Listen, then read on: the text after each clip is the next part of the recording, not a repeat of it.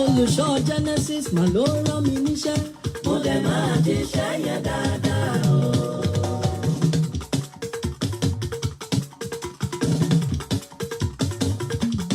Prophet Israel Ọládélé mi Ògúndípẹ̀ ló rán mi níṣẹ́. Mo dẹ̀ máa jíṣẹ́ yẹn dáadáa o. Kí ló wí? Ó ní kí Dorcas Adeyinka tó kún ọjọ́ ìbí o. Ìgbà ọdún kan ní kó má ṣe fòṣì ló bá kó pẹ́ láyé. Dorcas yo ọmọ Adeyinka ọlọ́jọ́ ìbí o congratulations ayára àdìsá gbogbo London tó ń jẹ́ Enas bàbá Oyinkan Sọ́lá ìyẹn nílùú London lẹ́o Dorcas ọmọ Adeyinka ọmọ wọn láyédè ayédè gbogbo Èkìtì ayédègérí àtà òṣọkọ Èkìtì ṣọkọ àkókò òṣàkókò rìgbòrìgbòrìgbòrìgbòrìgbòrìgbò yẹyẹ bẹ́ẹ̀ wá jí ọ̀kìn o ní gbogbo ayédè gbogbo Èkìtì gbogbo Genesis global àtolùṣọ́ Genesis ló rán mi wá. Ó ní kí Dorcas Adeyinka ó kú ọjọ́ ìbí o ìgbà ọdún kan ní kó má ṣe fòṣì lọ́gbà tó pẹ́ láyé. Àsìkò ọpẹ́ yá jẹ́ ká jíjó ọpẹ́ o ìwọ gangan lọ lọ́pẹ́ ó yá gbé bá ọpẹ́ o kó dúpẹ́ oore àná tolúwa ti ṣe kó tún dúpẹ́ oore òní bọ́bá oníbú ọrẹ tòró tún máa ṣe tọ̀la ó ti ṣíwájú òdòdó ọlọ́jọ́ ìbí dákúgbé gba ọpẹ́ o. Ọpẹ́ yá jẹ́ ká jíjó ọpẹ́ o ìwọ gangan lọ lọ́pẹ́ ó yá gbé bá ọpẹ́ o kó dúpẹ́ oore àná tolúwa ti ṣe kó tún dúpẹ́ oore òní bọ́bá oníbú ọrẹ tòró tún máa ṣe tọ̀la ó ti ṣíwájú òdòdó. Ẹni tó bá mọnú rò nìkan ló lè máa dúpẹ́ ọpẹ́ olóore àdá ìdá tán ìyìn olóore àdá títí lọ ni lórí Dorcas ọmọ Adeyinka fún bàbá tó pa ẹ́ mọ́ látọ̀dún èṣì wá tilétilé tẹ̀bí tààrà ó tọ́pẹ́ olùdúwẹ̀kún òde faragbáwẹ̀ ìmọ̀tádásọ́ lórí ẹ̀ ó tọ́pẹ́ báyé ṣe fẹ́ kórí ṣe mọ́ lọ́rùn ni yóò jẹ́ ìwò táwọn wà kárò ṣèbí bí káfíkà ńlá ni o orí ẹyẹ ni ọpẹ́ yẹ o ọpẹ́ yá ká dúpẹ́. Ọpẹ́ yá jẹ́ ká jíjó ọpẹ́ o ìwọ gbọ̀ngàn lọ lọ́pẹ́ bóyá gbé bá ọpẹ́ o kò dúpẹ́ oore àná tolúwa ti ṣe kò tún dúpẹ́ oore òní bọ́bá oníbú ọrẹ tòró tún máa ṣe tọ́lá ó ti ṣíwájú òdòdó.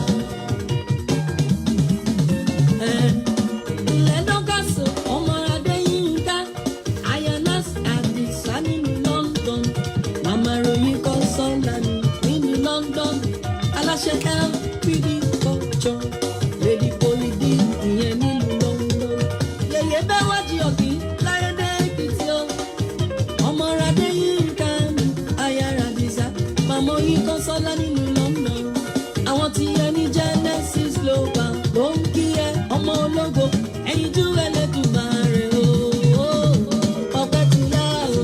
Ọpẹ́ yá jẹ́ ká jíjó ọpẹ́ o ìwọ gbogbo lọ lọ́pẹ́ ó yá gbé bá ọpẹ́ o kò dúpẹ́ oore àná tolúwa ti ṣe kò tún dúpẹ́ oore òní bọ́bá oníbú ọrẹ tòró tún máa ṣe tọ́lá ó ti ṣíwájú òdòdó. Ẹgbẹ́ boss lady house of tea boss lady house of tea yẹyẹ bẹ́ẹ̀ wá jí ọ̀kìn o ní gbogbo ayé dé. Boss lady house of tea okú ọdún èní o aṣọ ọ̀pọ̀ ọdún láyé. Boss lady house of tea ọmọ Adeyinka mi Dorcas ayára àdìsá. Boss lady house of tea màmá yín kọ́ sọ́lá nílùú London. Boss lady o. Boss lady house of tea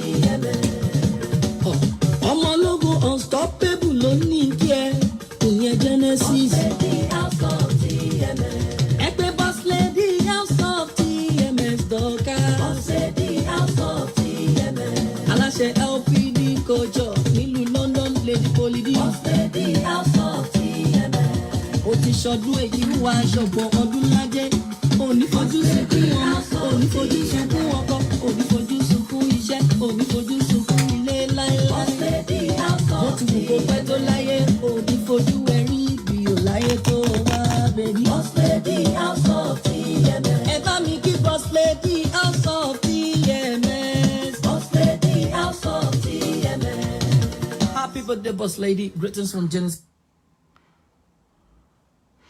Good. What did that person say? Let me read that. If case I'm taking finish all my salaries. Thank you. Hello, good afternoon, ladies and gentlemen. Welcome to Saturday Special. Saturday Special. Machine bling bling bling bling bling. This dress is so beautiful. Beautiful. Absolutely stunning. Thank you all for joining. Please don't forget to click on the share button. Invite your friends. Put it into groups, any groups that you know. Share it with your contacts on WhatsApp. If you're a lover of Prophet Israel, Oladili Genesis, please make sure you keep the love button rolling to avoid flagging, and share, please, this particular program. I am hoping to be here, for probably say I'm going to give it about 3 to 4 hours. I'm not going to lie to myself and say I'm going to be here for 2 hours, because I know it will take me 3 to 4 hours to handle this particular one here. Before I start, when I show you this, can I have just 1 minute silence for this particular lady? Before coming online, I saw a post on one of my friend's wall, and that post is quite disturbing, as in the post really messed up my mood. As a matter of fact, I didn't even want to dance, before starting the show, but I had to, just to show you, the outfit that I'm wearing. You see, this is part of what we are talking about. This is part of what we're talking about. This lady was in London, no problem.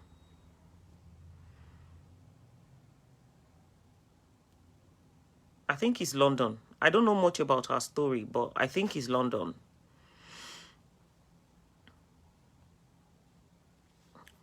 She didn't go home for about 15 or 16 years.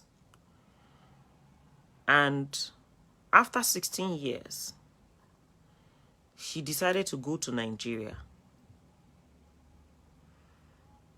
And I remember her video, being circulated all over Facebook.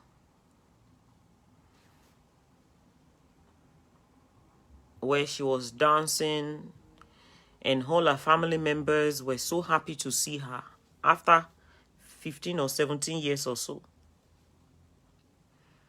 Only for me to see on Facebook about 5 minutes ago, all this message of rest in peace, rest in peace. What do you mean by rest in peace? I asked the person that posted it, and she said something about, the lady had a fall.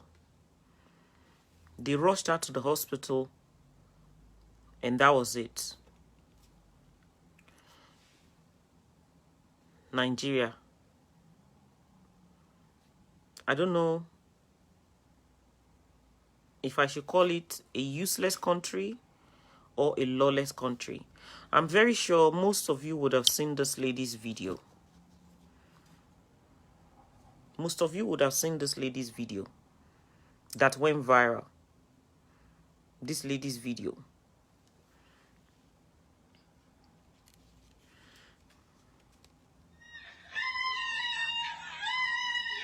That went home after so many years.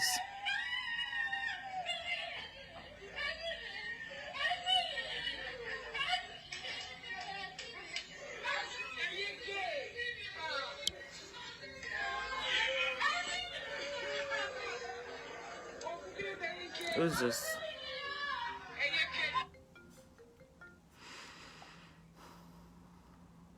Good afternoon. Good afternoon. Hello, good afternoon. Yes, ma'am. Yes, ma'am.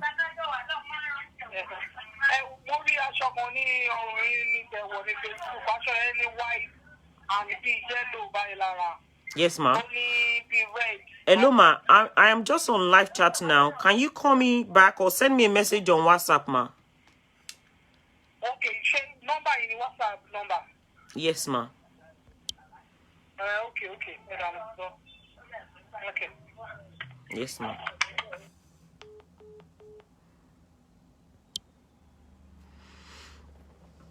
I'm sure most of you would have seen that woman's video, you know, going viral.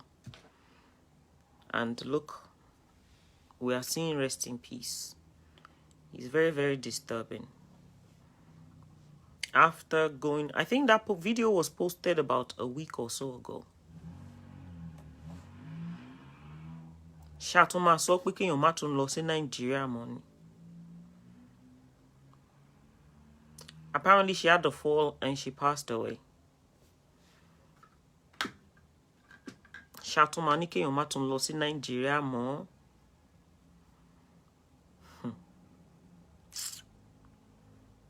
You see, I don't see the... Right, okay, do you know what? Let me come back another day for that. But I just feel so terrible. Terrible. I feel gutted.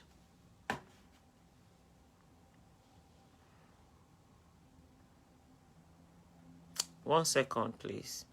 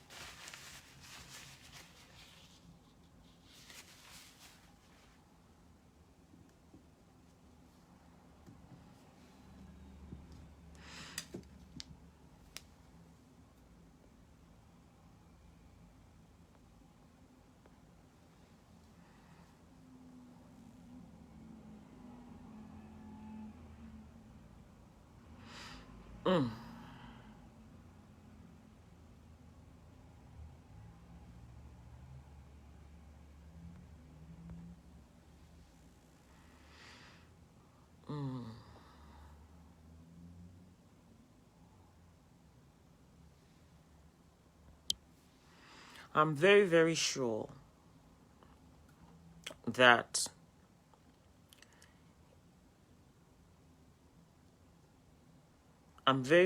that the family are regretting the fact that she came home now.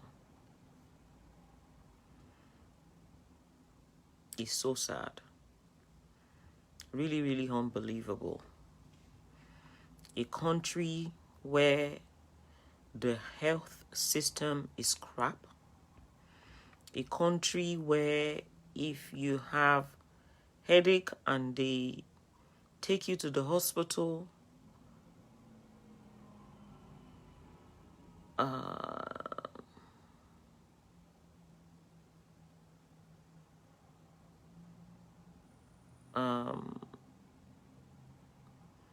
you might probably end up not coming back out alive. A lawless country where people get bribed for everything. a country where you have no freedom of speech, a country where we have lawyers, judge bribing one another to send people to prison without finding out the truth of the story.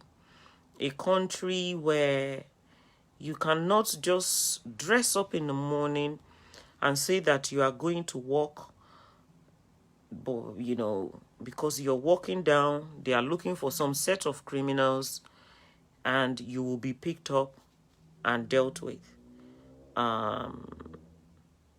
It's very, very nasty, ridiculous.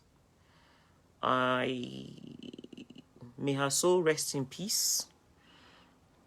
I feel terribly sorry for the family. I feel sorry for the family. I feel sorry for all of them. But then, before I start today's show, I'm going to just give you a very quick advice, okay? I'm going to give you a very, very quick advice. For those of you that you are based in the UK, if you have not been home for a very long time, okay? If you have not been home for a very long time and you decide to go home, don't go home to so many crowd. When you go for the first time, don't go home to so many crowd. Do you understand what I mean? Kọ́kọ́ lọ síbẹ̀ kó lọ fojú fíràn. Do you understand? Lọ fojú fíràn. Má kàn lọ kó kàn lọ níbi táwọn èèyàn pọ̀ sí kí gbogbo wọn máa ṣe yum. Má ṣe surprise for anybody. Do you understand what I mean? So please, when you want to go codedly by yourself. That is, even if it is necessary for you to go at all. That is just a very, very quick advice for those of you that love to visit that country called Nigeria. So just in case, just bear that in mind. Don't just go to, because the family that you live for maybe 4, 5, 6, 7, 8 years ago, the people that you have not seen physically for 6, 5, 7, 8 years ago, if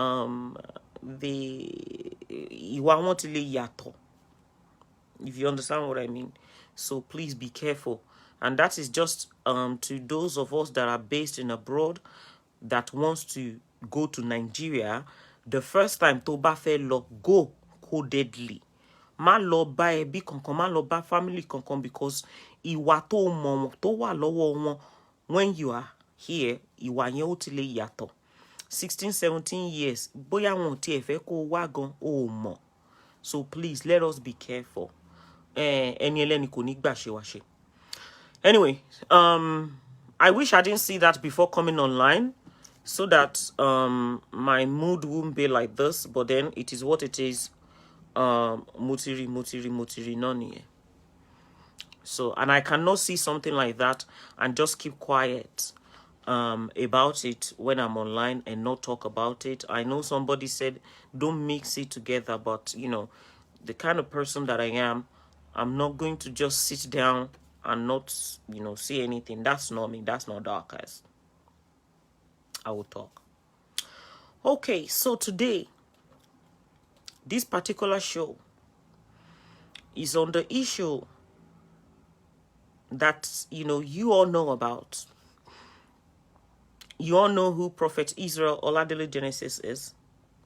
By the way, my name is Dorcas Adeyinka, the CEO, the managing director of House of TMS, the boss lady of LPD Culture by Lady Polo D. There is only one.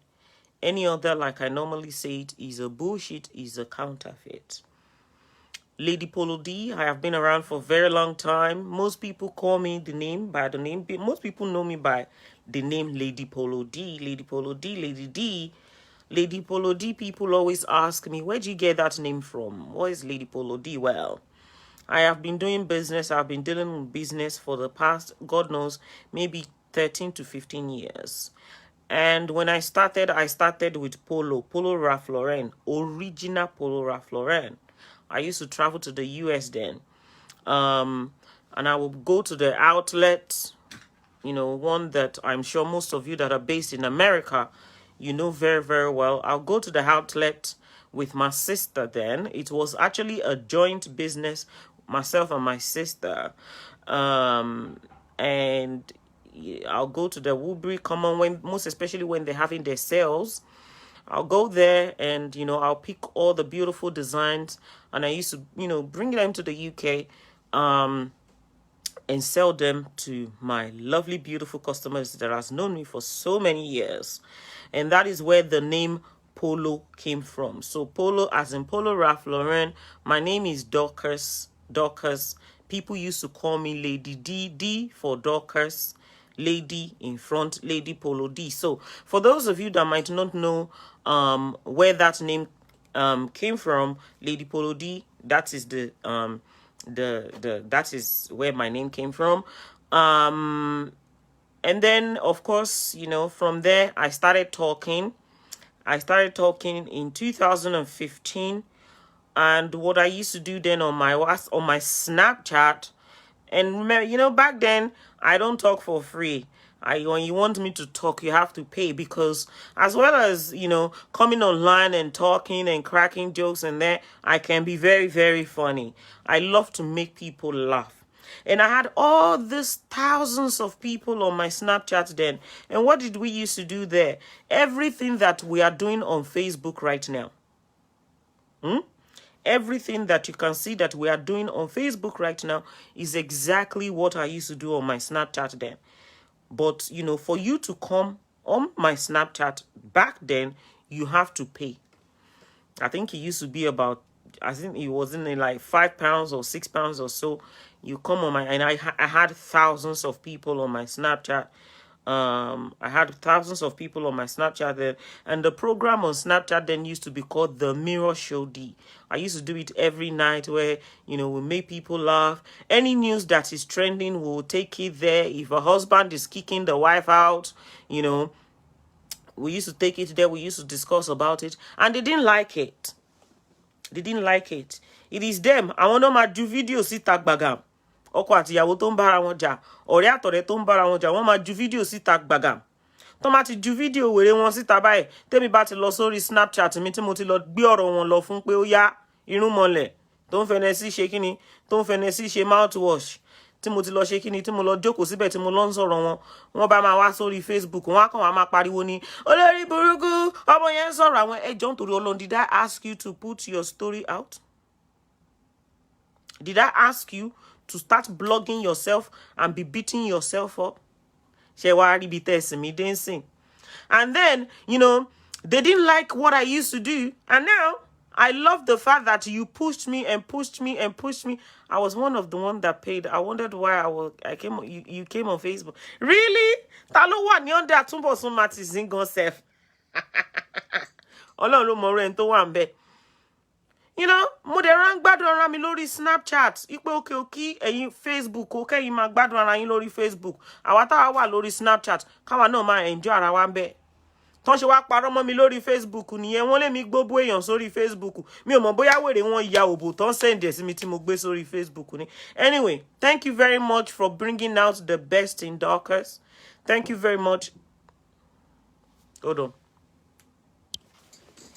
Hello. Oh. Àwọn neighbor mi fẹ́ ra aṣọ tí mo wọ̀ wá. You're right. One second, let me get your bag. Neighbor mi fẹ́ ra aṣọ o.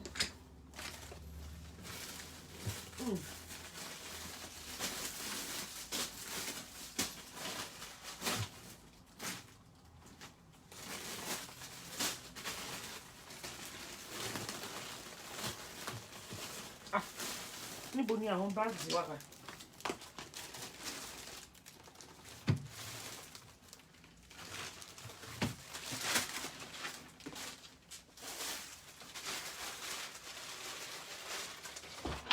Thank you very much. You Okay. always look so glamorous. Thank you. See those shoes? They're Yeah.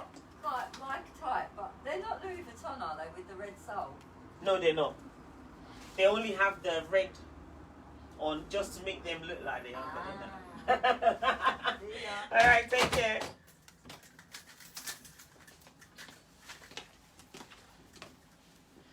Sorry about that. You know this, let me bring the asho.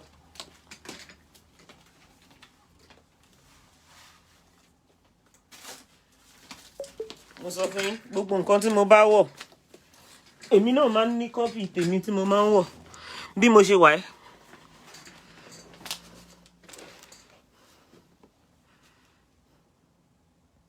Tí mo ṣe wà ẹ́, tí mo bá ti, you see that outfit, the one I wore the other day, this one, oni mo wọ̀ wá sí ṣọ́ọ̀bù lẹ́nìí. Next door neighbor mi, òun ló wá ra tiẹ̀ yìí, mo tún pa ó. My collections, they are beautiful. Seeing it is believing it. Gbàgbé bó ṣe ṣẹlẹ̀, they are beautiful. Oni mo wọ̀ wá, mo fún wọn ní trainers sí mo kàn lọ ra nǹkan lọ́dọ̀ ẹ̀ nígbà tó rí mi báyìí, ó ní wow, Jesus. Ó ní that outfit, I want one. Àwọn tó ń jẹ́ bẹ́ẹ̀ next door neighbor. So, for those of you that brought me onto Facebook, tẹ́ wá parọ́ mọ́ mi, mo dúpẹ́ lọ́wọ́ yín lọ́pọ̀lọpọ̀. In fact, ẹ wò, ayé yín ò ní bàjẹ́. Ìkàlẹ̀ ro bóyá ẹ ṣe fún mi, but Jésù Kristi ń gbọ́, Ọlọ́run, you brought out the best in me. I love you. God bless you. Ayé yín ò ní bàjẹ́. Tó bá jẹ́ pé ẹ mọrú oore tẹ́ ṣe nínú ayé mi ni. Tẹ́ bá mọrú oore tẹ́ ṣe nínú ayé mi. Oore kékeré kọ́ oore ńlá ni o. So thank you very much for bringing the best out in me. Ṣé tẹ́ wá rí Facebook live chat yìí? Mo wá addicted to it bàjẹ́. O mo kan sọ pé èèyàn wá addicted to something. Mo wá addicted to it bàjẹ́. Ma fẹ́ ṣe show pa. Ẹ fẹ́ complain nípa. Dorcas, we don't want to see your face. Bẹ́ẹ̀ ni màmá ò ṣe show. Ma fẹ́ ṣe show pa. Màmá ṣe show ni. So mo dúpẹ́ lọ́wọ́ yín torí tí ò bá ń ṣe tiyín, a lè má ní voice tá fi máa fẹ́ máa sọ̀rọ̀. Tí ò bá ń ṣe tiyín, wà láìtàláì mo lè má ní ṣọ́ọ̀bù lẹ́nìí. Ẹ̀yin náà lẹ kúkú gbé mi wá sórí Facebook. Ẹ ṣí ṣọ́ọ̀bù. Wò yóò dà fún. I love you. My sweetest mommy tó gbáski. Ìyá Ìbàdàn tó ṣá prom. Ajájókòó tádé twálè màmá. Mo wá ṣọ́ pé gbogbo ẹ̀yin tẹ́ gbé mi wá sórí Facebook ńgbà yẹn ó máa dùn yín sí àbí bẹ́ẹ̀ kọ́. It is well. It is your loss. Not mine. Now, gbogbo ẹ̀yin tẹ́ gbógun ti Israel Ọládélé Ògúndípẹ̀ tó ń pè ní Genesis. That is the Genesis of Genesis Global. Ẹ̀yin rò bóyá ẹ̀ ń ṣèkà fún Prophet Israel Ọládélé Genesis ni o. Ó ń dùn mọ́ yín, ó ń jó yín. Àbí bẹ́ẹ̀ kọ́? Mo ń bọ̀ kí n tó continue. Sherry pillow tó wà lẹ́yìn mi yẹn tí mo gbé dání when I started the show is from my friendship. Friendship mi tó sha pram all the way from Nigeria for my birthday. Thank you very much, my lovely friendship. Toyin to Gbaski. She sent me so many things. Look at my birthday card. That is from Toyin Tomato. Toyin Tomato to Gbaski. Toyin Tomato to Gbaski. Ó dẹ̀ tún kọ message ránṣẹ́. Only to the best friendship me one could have. To the best friendship me one could ask for. May the Lord bless you with all your heart desire. Mama Oyin Consola, happy birthday, long life and prosperity to you, darling Dodo. This is from my lovely friend, all the way from Lagos, Nigeria. Toyin Tomato, Togbaski. Thank you very much. I love it. It's so, so beautiful. Gucci lo tún bá wa o. Gucci lo bá wa.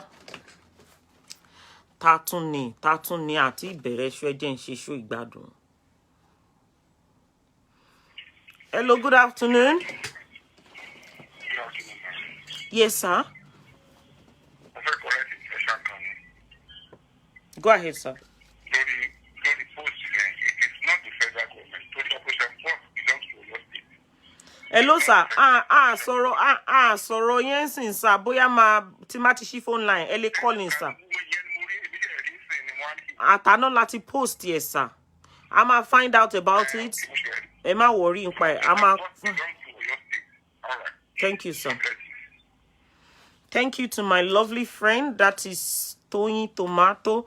She also sent me a clock, okay, with my picture. I love my cushion, by the way.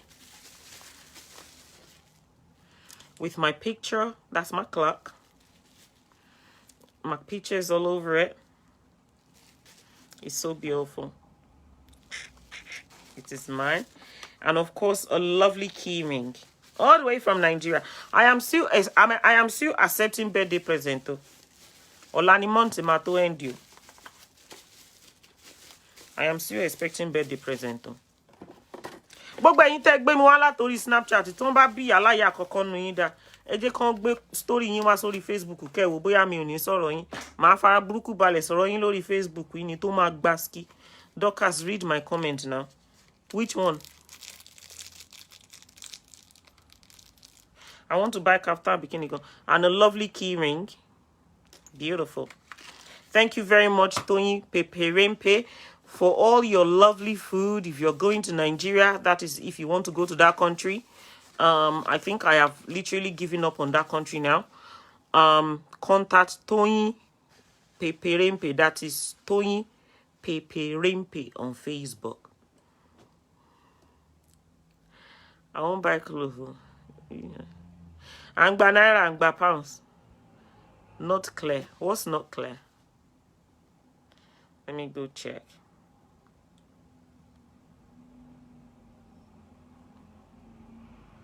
I am so honestly, kini tí mo rí yẹn ó bá mood mi jẹ́ gan.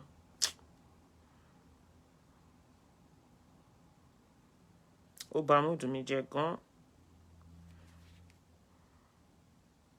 Really mess up my mood. The video is clear now. Why Tesokpe is not clear?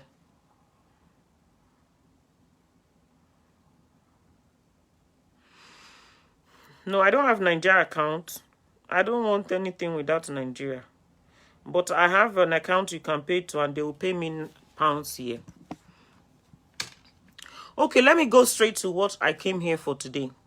Although no mood me, Otiwa a little bit mashed up, so but it's okay. So I am here today because of Prophet Israel Oladele Genesis. I think sorrow Prophet Israel for a while now. When I posted it on my wall this morning that I'm going to be talking about him, I saw a couple of nuisance, not a lot, about 2 nuisance on my posts, making stupid comments about let this thing rest. And I know those people are from they are from Bukky JC. Now, Tani Prophet Israel Oladele Genesis. Prophet Israel Oladele Genesis wọ́n jẹ́ olùdarí ilé iṣẹ́ Genesis Global. He is the main person, the founder of Genesis Global.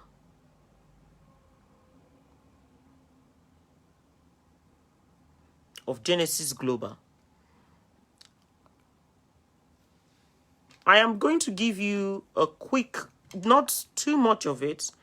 I'm just going to give, recap quickly. So, about 11 or 12 years ago, there is this woman, they call her Olaide Williams Oni, or Olaide Williams Oni, or Olaide Oni Williams. Oshanje Olaide Sha. Prophet Israel Oladele Genesis was young, a very young man, that is still trying to shaking, that is still trying to get his life together. A young man that is still trying to make it in life. A young man that is still pushing and pushing and pushing and pushing to make it, to become somebody. He is not from a rich family. And this woman, a woman that is well older than him, let me just, I am not saying this is the real age. I am just going to do what? I'm just going to give you an example. So let's say, for example, Prophet Israel Oladele Genesis was about, let's say he was about 18 years old. This woman that we are talking about, she was probably in her, let's say she was about 35. Sherikwe, it is a massive gap. I think, if I'm not even getting it wrong, let's say Prophet Israel was about 18 years old and this woman was around 40. Okay? The woman was around 40. A married woman, married with her own husband, with children. Now, this woman, I'm telling you this because of people that we have on the platform that are new to this particular program that we're having.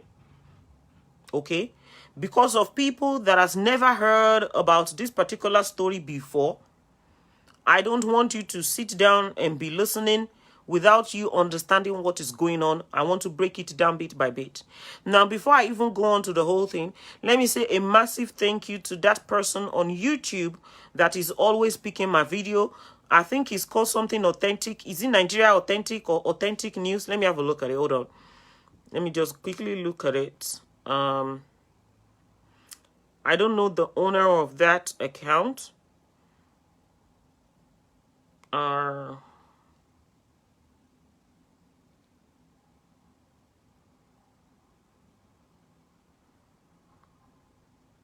Yes, okay, it's called Authentic. Authentic. A massive thank you to you for, for always picking my videos and, posting it on YouTube. God bless you, because the more you post the video, the more the video goes viral, and the more people sees it. And you have been an amazing part of my business as well, because I do get a lot of people from your YouTube channel that always contact me to buy things because they saw my video on your YouTube. So whoever that is the owner of that Authentic YouTube channel, thank you. God bless you. I appreciate you for all your posts and the rest of it. Now, Prophet Israel Oladele Genesis was still trying to do what? Was still trying to get everything together in life. He was young, not from a rich family, like I said. And he was pushing, pushing and trying to make it in life. Now, this woman, this married woman, Olaide Williams, she was rich, from the United Kingdom. You all know that everybody wants to associate themselves with anybody that comes from London, back in the days. I should, I don't think it matters to anybody anymore if somebody is from London or you are from America. Ojuti lada dancing. Ẹ má gbàgbé láti help me to share this particular video, please. So, this woman, I'm going to call her Sugar Mommy, okay? Because the age gap, okay? The age gap is a lot. So I'm going to call her Sugar Mommy. This Sugar Mommy went to Nigeria. I don't know how they met each other. Anyway, they met each other and they started dating. Now, Prophet Israel Oladele Genesis didn't know that, she was married. They were dating and the relationship was going on fine. And of course, let me tell you one thing. Forget about the fact that you are coming from London or the fact that you are based in America. Whenever a man and a woman are dating one another, tí ọwọ́ obìnrin, if the woman is richer than the man, it is a normal thing for that woman to look after the man. You understand? So this sugar mommy saw a very young man, Prophet Israel Oladele Genesis, of course, that she fell in love with.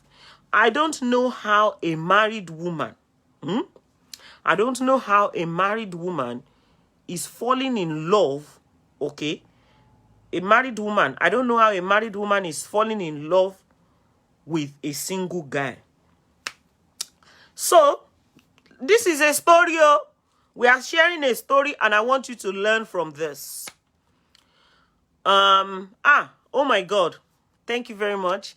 You see my lovely pillow behind and all the things that I'm showing you here, the clock and everything. Ebamiki, Pastor Afolabi Michael. I want to ba mi ko wa nígbà tí wọ́n bọ̀ láti Nigeria. Thank you very much, sir, Pastor Afolabi Michael. God bless you. I appreciate you, sir. Although I didn't get to see you today because you are locked up in the house. But it was nice to see your beautiful daughter. Thank you. I appreciate you for helping me to bring those stuff. Thank you, sir. Now, I don't know how a woman, a married woman, we have treated so many cases on this platform. Look at the Daramola case that we treated the other day. We are using it as a case study. A married woman went all the way from London to Nigeria to go and date a single guy, Prophet Israel Oladele Genesis. Now, he had no money, he was from a poor family, and he had no choice. They started dating. Now, when they were dating, she had it all. She had it all. The money, the cash, flying abroad, and the rest of it. And this is genuine. This is for real. He didn't know that she was married. The relationship went on. The relationship went on and on and on. She will buy him boxers. Ladies, be very, very careful when you collect boxers. Gentlemen, be very, very careful when you collect boxers from your so-called, sugar mommy, your lovers and the rest of it. She will buy him boxers. She'll buy him lovely clothes. She would assist him with things, He had a project then, which the project was, for him to build a church, to become a pastor. He has always wanted to become a prophet. And he wanted to have a church. He had a vision. And, from what we heard, I was not there. Anything that I'm not there physically to see, it is what I heard, okay? From what we heard, when he was building the church, she assisted him, gave him some money, and so on, and so, bugbe, if you understand what I mean. He collected it, of course. Who will not collect such money? It is free money. He didn't dig his hand into her pocket and say, do you know what? You need to give me this so amount. He has never begged or asked her. He did not force her to give him any money. She did it willingly, as we are dating one another, boyfriend and girlfriend. I don't think that they had a contract. I don't think they had a contract in place to say, okay, do you know what? This money that you are giving me, you are going to return it back at so time, or that you would even ever return it back at all. I don't think they had any agreement or whatsoever. Anyway, one day, I don't know if she was the one inside the bath or something or whatever. She left her phone. And you know, Prophet Israel Oladele Genesis saw the phone. The message came in from her husband. He saw the message. I don't know what the content of this message was. Anyway, he found out that she was married. Which, you know, of course, when he found out, he was disappointed and he ended the relationship. Because, you know, he is a pastor or a prophet and he was not ready to marry or even date a woman that is already married to another man. So the relationship ended. And of course, you know, when such a relationship ends, the woman will never ever give up. That is when you will hear, hello, Ogade, show shire. Ogade, show wawiri. Okay, relationship what ending sin you. I'm no longer your girlfriend. Can I have my boxers? Can I have all the singlets, all my t-shirts? Can I have all the money that I gave you when we were dating? The one I gave your mother that she used to, you know, to build the roof, you know, even though she did it. It didn't force her. She did it. And I am very, very sure, I'm not going to lie to you. From what we heard, okay? From what we heard, Prophet Israel Oladele Genesis appreciated her, even up to Bashin Soroy, for everything that she did for him, including his parent and the rest of it. He appreciated her. In fact, from what we heard, all he wants is for people to continue to pray for her. Wọ́n ní pé ká má bá wọn bú ẹni tó ń jẹ́ Ọláìdé Òní Williams yìí, nítorí pé from what we heard, wọ́n sọ pé ó kó ipa, kò dẹ̀ kí ń ṣe ipa kékeré. But, you know, when they stopped dating, he went on and married somebody else. And, you know, as women, nobody will be happy. You will think about the number of years that you have invested in the relationship. I'm talking about Olaide Oni now. The number of years that she has invested, you know, in that relationship. And, you know, he ended up ending it. So she wanted everything that she has ever done for him. All the money that she has given to him, she wanted it back. Now, and this is where the fraud case or whatever they turned into fraud, this is where ibito to come in. Shetigbonsin pe mo sọ fún yín pé they used to date one another. They were boyfriend and girlfriend. He found out that she was a married woman and he ended the relationship. He went ahead, married somebody else, and we are talking about, you know, so many years ago. Otipe. So wọ́n drag it. I believe they asked him, Prophet Israel Oladele Genesis, they asked him to pay her back some money. I can't remember how many millions. I can't remember how many millions of pounds or dollars or naira or whatever it was. Then, and 11 years after, I don't know what happened. Maybe, I believe they said they were asking for her bank details or that they needed where she wants them to send the money to and she wasn't providing it or something. Anyway, they're about to share. Anyway, the money wasn't paid until Bashin Soroyi. No,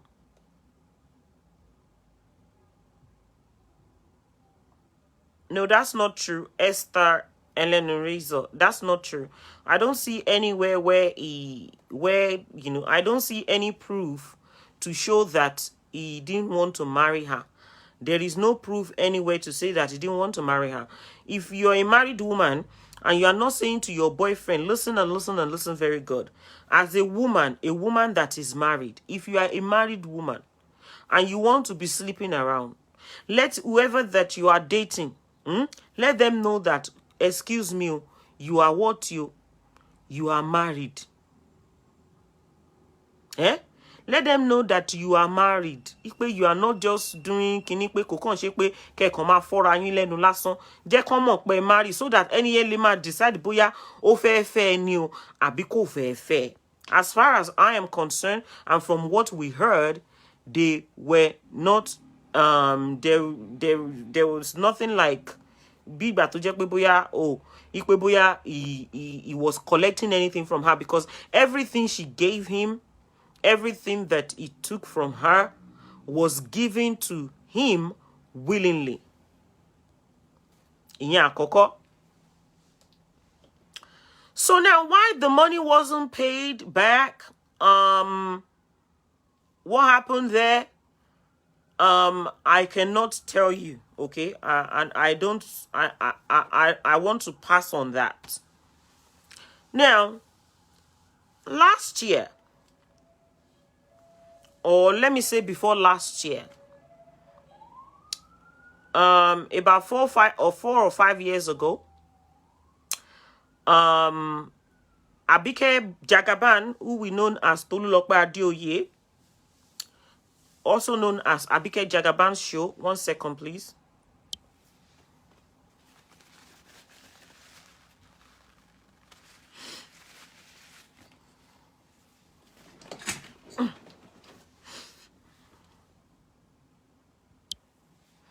Who we know as Abike Jagaban show was bullying Bukky Jesse on Facebook. Now, I am going to keep this particular bit, I'm going to keep it real, okay? She wasn't the one that went for Bukky Jesse first. Bukky Jesse came for her. Ede mọ̀ pé tí ènìyàn bá ń jà, ọwọ́ ẹnìkan máa le ju ọwọ́ ẹnìkan lọ. Bí irú ìjà tèmi àti Nike Bush tá fẹ́ jọ bẹ̀rẹ̀ nísìnyí. Ọwọ́ ti ọ̀rábìnrin tá ń pè ní Àbíkẹ́ ó le ju ti Bukky Jesse lọ, because Bukky Jesse òun ló ṣe kíni, òun ló gbé sàárà ẹ̀, ó gbé kọjá ibi tó yẹ kó ṣe kíni, ibi tó yẹ kó gbé lọ.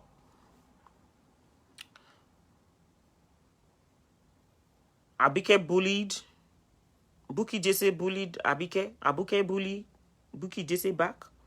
The fight went on and on and on and on and on and on. Wọ́n jọ ń bára wọn jà. It got to a stage Bukky Jesse wanted to kill herself. She wanted to hang herself. She wrote a message on Facebook that she was going to give up. Ipe ilé ayé ó ti ṣe kíni, ó ti sú òun. And a lot of people were against Bukky Jesse on Facebook then.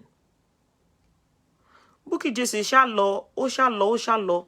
How she managed to see Genesis Global on Facebook, we don't know.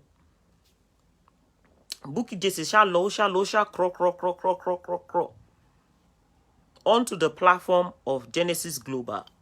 I want you to know that Genesis Global has been around for over 10 years before Bukky Jesse came into their life. Kò sí anywhere tí Bukky Jesse bá gbé ẹsẹ̀ lọ, gbogbo bẹ̀ ó máa ń bàjẹ́, ó máa ń dàrú ni. Ọmọ tán ti ṣépè fún ni láti inú oyún. Èpè ń jà, kò dẹ̀ ń ṣe kíni, kò ń ṣe kékeré. Bukky Jesse ṣá wọnú ayé Prophet Israel Oladele Genesis, ó wọnú ayé wọn lọ.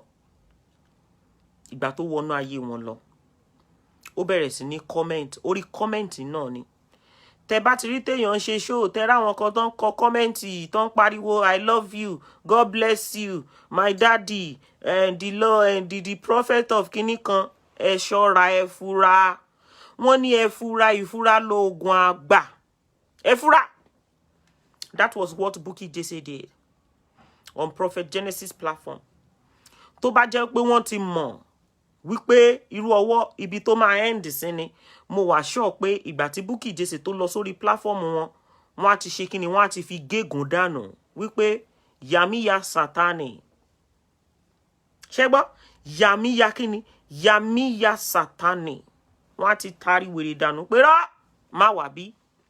But as a man of God, a prophet of God, ó lọ síbẹ̀.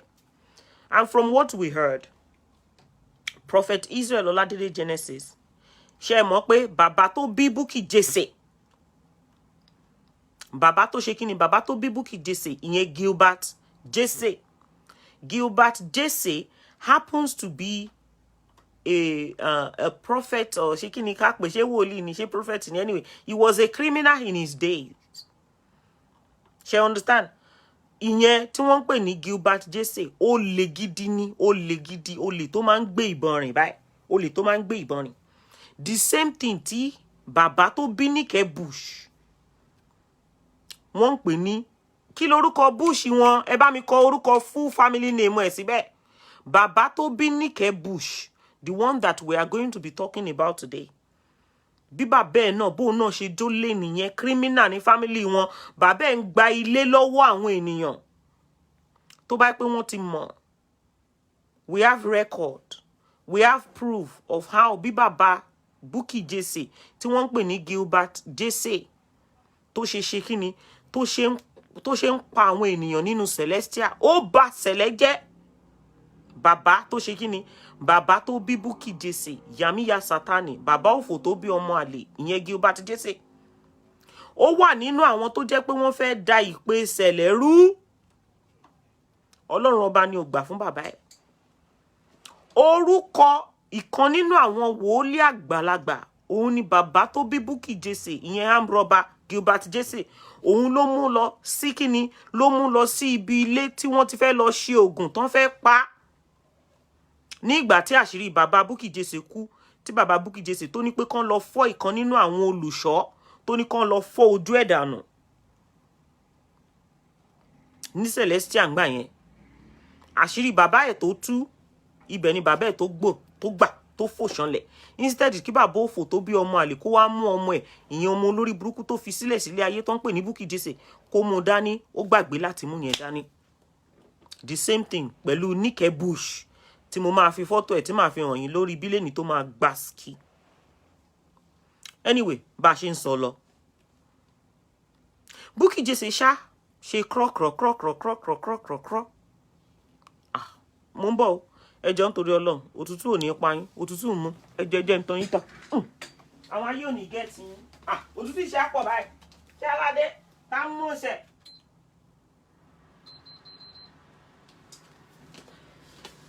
Tá ń mú ṣẹ̀ kí n mú ṣe? Ẹ tí ẹ sọ fún mi pé Dorcas ṣé ò ní jẹ kúlíkúlí. Ẹ fi kúlíkúlí lọ̀ mí. Mo ń bọ̀. Téèyàn bá ń sọ̀rọ̀ ó gbọ́dọ̀ máa jẹ kúlíkúlí. Jẹ́ ń gbé nǹkan mi sórí ibi. Níkẹ́ Bush tí ẹ bàjẹ́. Èmi àti ẹni nǹkan tá a fẹ́ mú.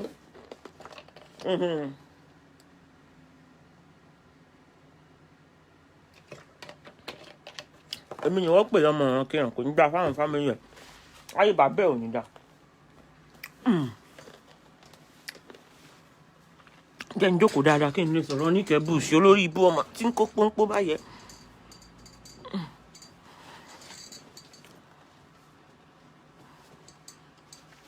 Ìwọ tó péré ní freelancer lọ́mọ, what do you mean by that? Are you okay? Kí n má jẹun?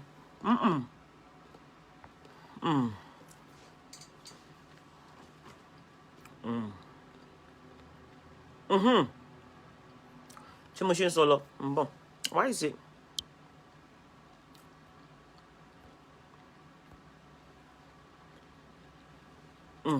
Ń bọ̀, ẹ má bínú.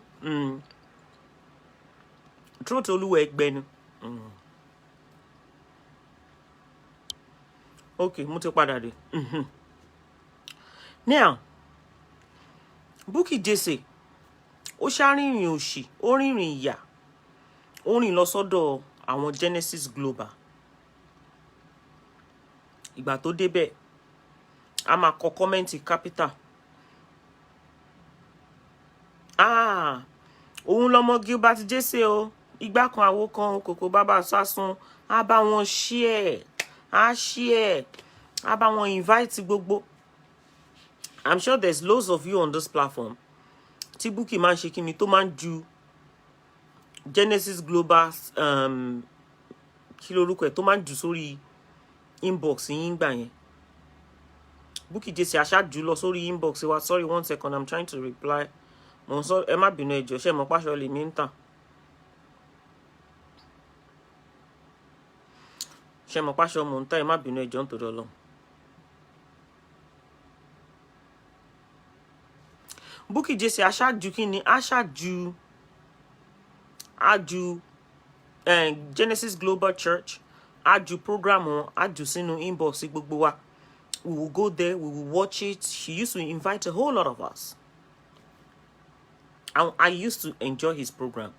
He's apart from the fact that Prophet Israel Oladele Genesis is a prophet, he's also a very, very good motivational speaker. We have to give it to him on that. Whether anybody likes it or not, he's very good at what he does. He's fantastic. Honestly, his words are very, very good, very encouraging, short, nice, and very.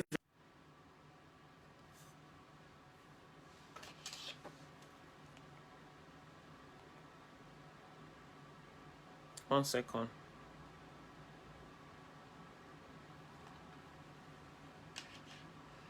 Yes, very, very educative. Bukky alọ ó ṣàfẹ́ ṣe ó fẹ́ ṣe aṣíwájú ìjọ. A commenting whenever they say they need anything in the church, Bukky will be the first one to jump forward. Kò ń dẹ̀ ṣe pé ó ṣe much in the church like that as well. But as far as we're concerned, according to her, ó lóun máa ń ṣe kíni.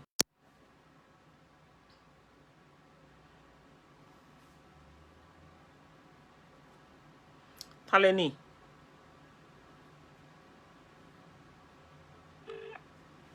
Sorry, just bear with me, please.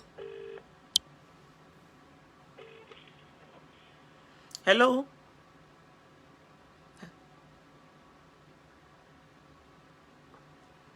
Oh, you shouldn't have. Which one is it? What is it? What's this? What's the name?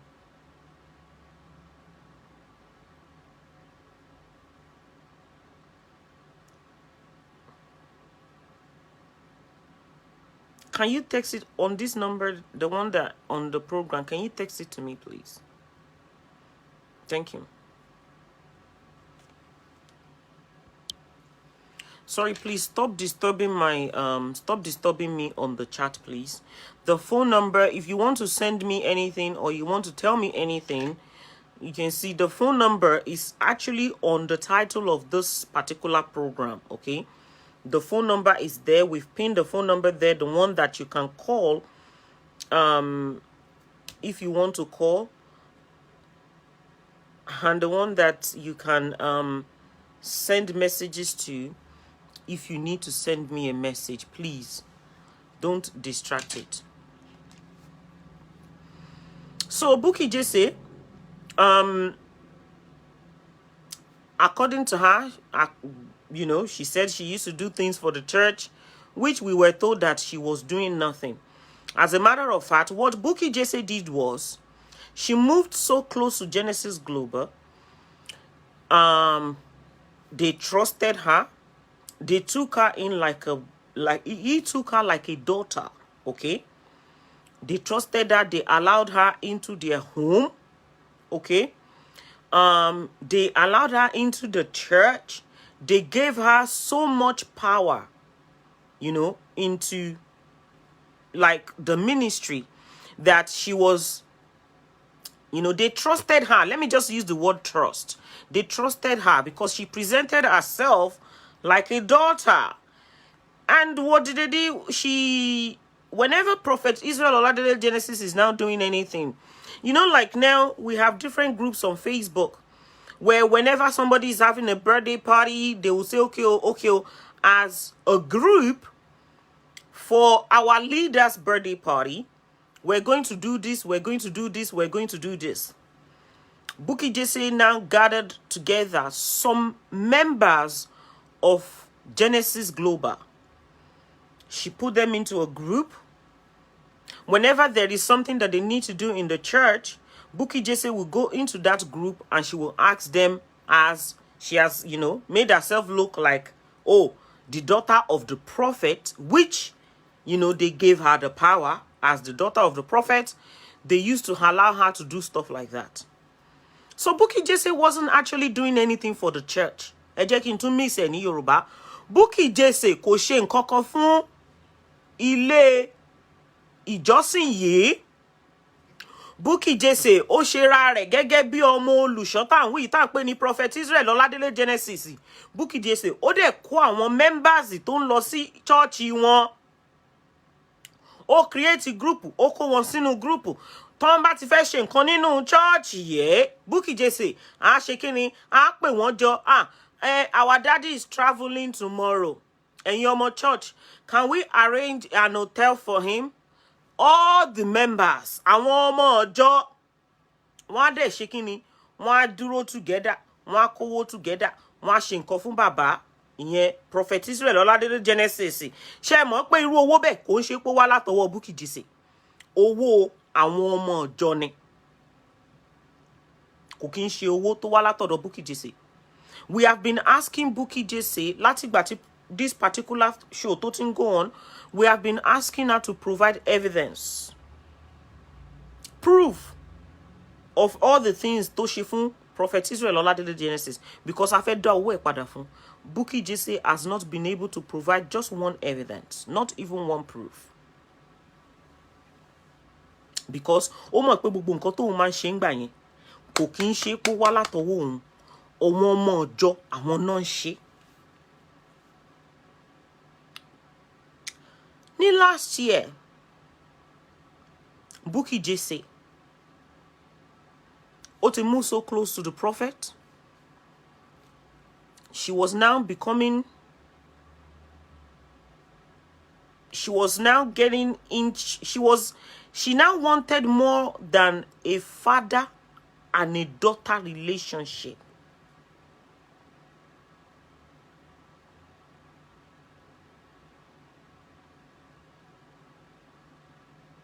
What's this?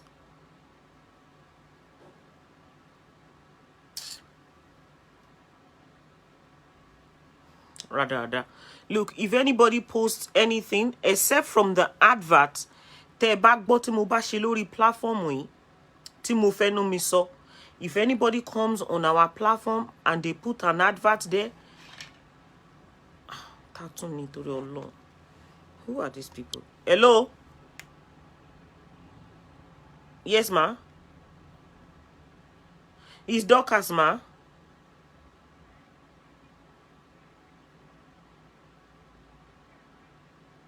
Sọjí wo ló ń blog ẹ̀gbọ́n yín? Ta ló blog wọn?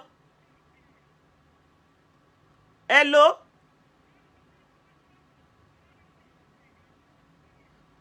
Ta ló blog wọn? Sọjí wo? Ẹni sùúrù mò ń bọ̀, ẹ jẹ́ n gbé yín sí speaker. Kí lẹ tún sọ pé ó ṣẹlẹ̀? Kí lẹ sọ pé ó ṣẹlẹ̀? Jọ ẹ bá ẹ jẹ́.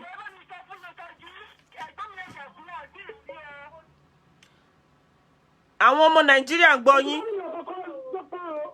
Ta lẹ sọ ṣé Sọjí wo nìyẹn? Ìyẹn olówó yọ kùkùté 2x2. Eh?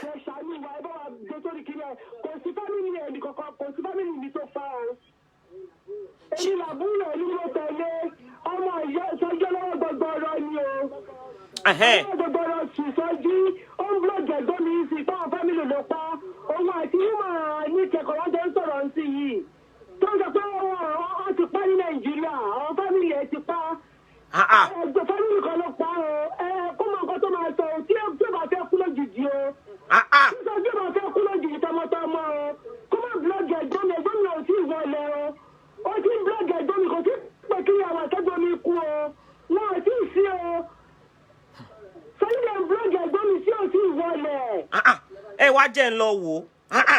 Kí ló máa ń ṣe bọ̀bọ̀ tó jẹ́ tó ní autistic yìí ná? Hey. Ah. Ah.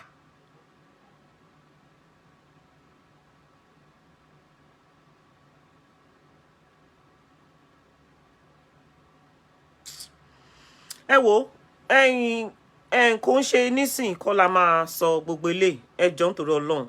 It's very sad. But ẹ̀yin náà ẹ máa pè sórí iṣu ẹ̀ ní. Ẹ pè ní olórí burúkú ni bó ṣe máa ń ṣe nìyẹn. Bó ṣe máa ń ṣe nìyẹn. Ibi tó ti gbọ́ information pé family ló pa kò yé mi. But èmi mo ní time fún ẹ mọ̀. Ó lọ́rọ̀ tèmi ń sọ tó níbí iná. So èmi ò mọ̀ why tó fi ń blọ́ọ̀gì àwọn family yín. Ẹ jọ̀ọ́ ẹ jẹ́ kí àwa continue pẹ̀lú ọ̀rọ̀ wa. A lè bá yín, máa bá yín gbé case yẹn wá later mà. Ẹ má bínú torí Ọlọ́run. Mo fẹ́ mix ẹ̀ mọ́ eléyìí. And you know, I want you to accept from gbogbo àwa táwa wà níbí. We feel your pain, okay? And you know, if you are on the program, you will see that I was extremely emotional when I started the show.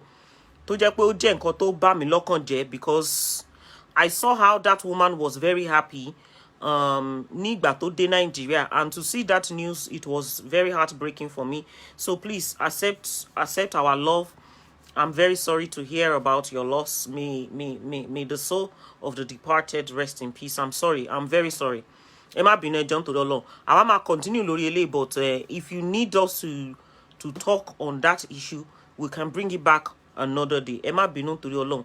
Ẹ ignore olórí burúkú yẹn. Olórí burúkú bó ṣe máa gbogbo èèyàn ló máa ń bully. Ó ń bully òkú, ó ń bully alààyè, ó ń bully anybody. Ẹ má bínú.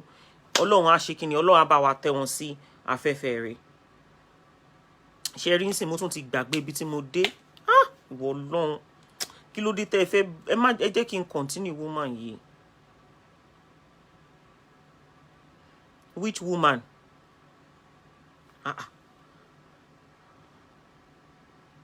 Which woman is talking? Please, I'm not interested. Please, don't come and distract us here. Please. Now, tí mo ṣe ń sọ lọ ẹ̀yin ọmọ Nigeria rere. Can I not get any news about anybody's having show anywhere? We are not interested. Please. Ẹ jọ̀ọ́ nítorí Ọlọ́run.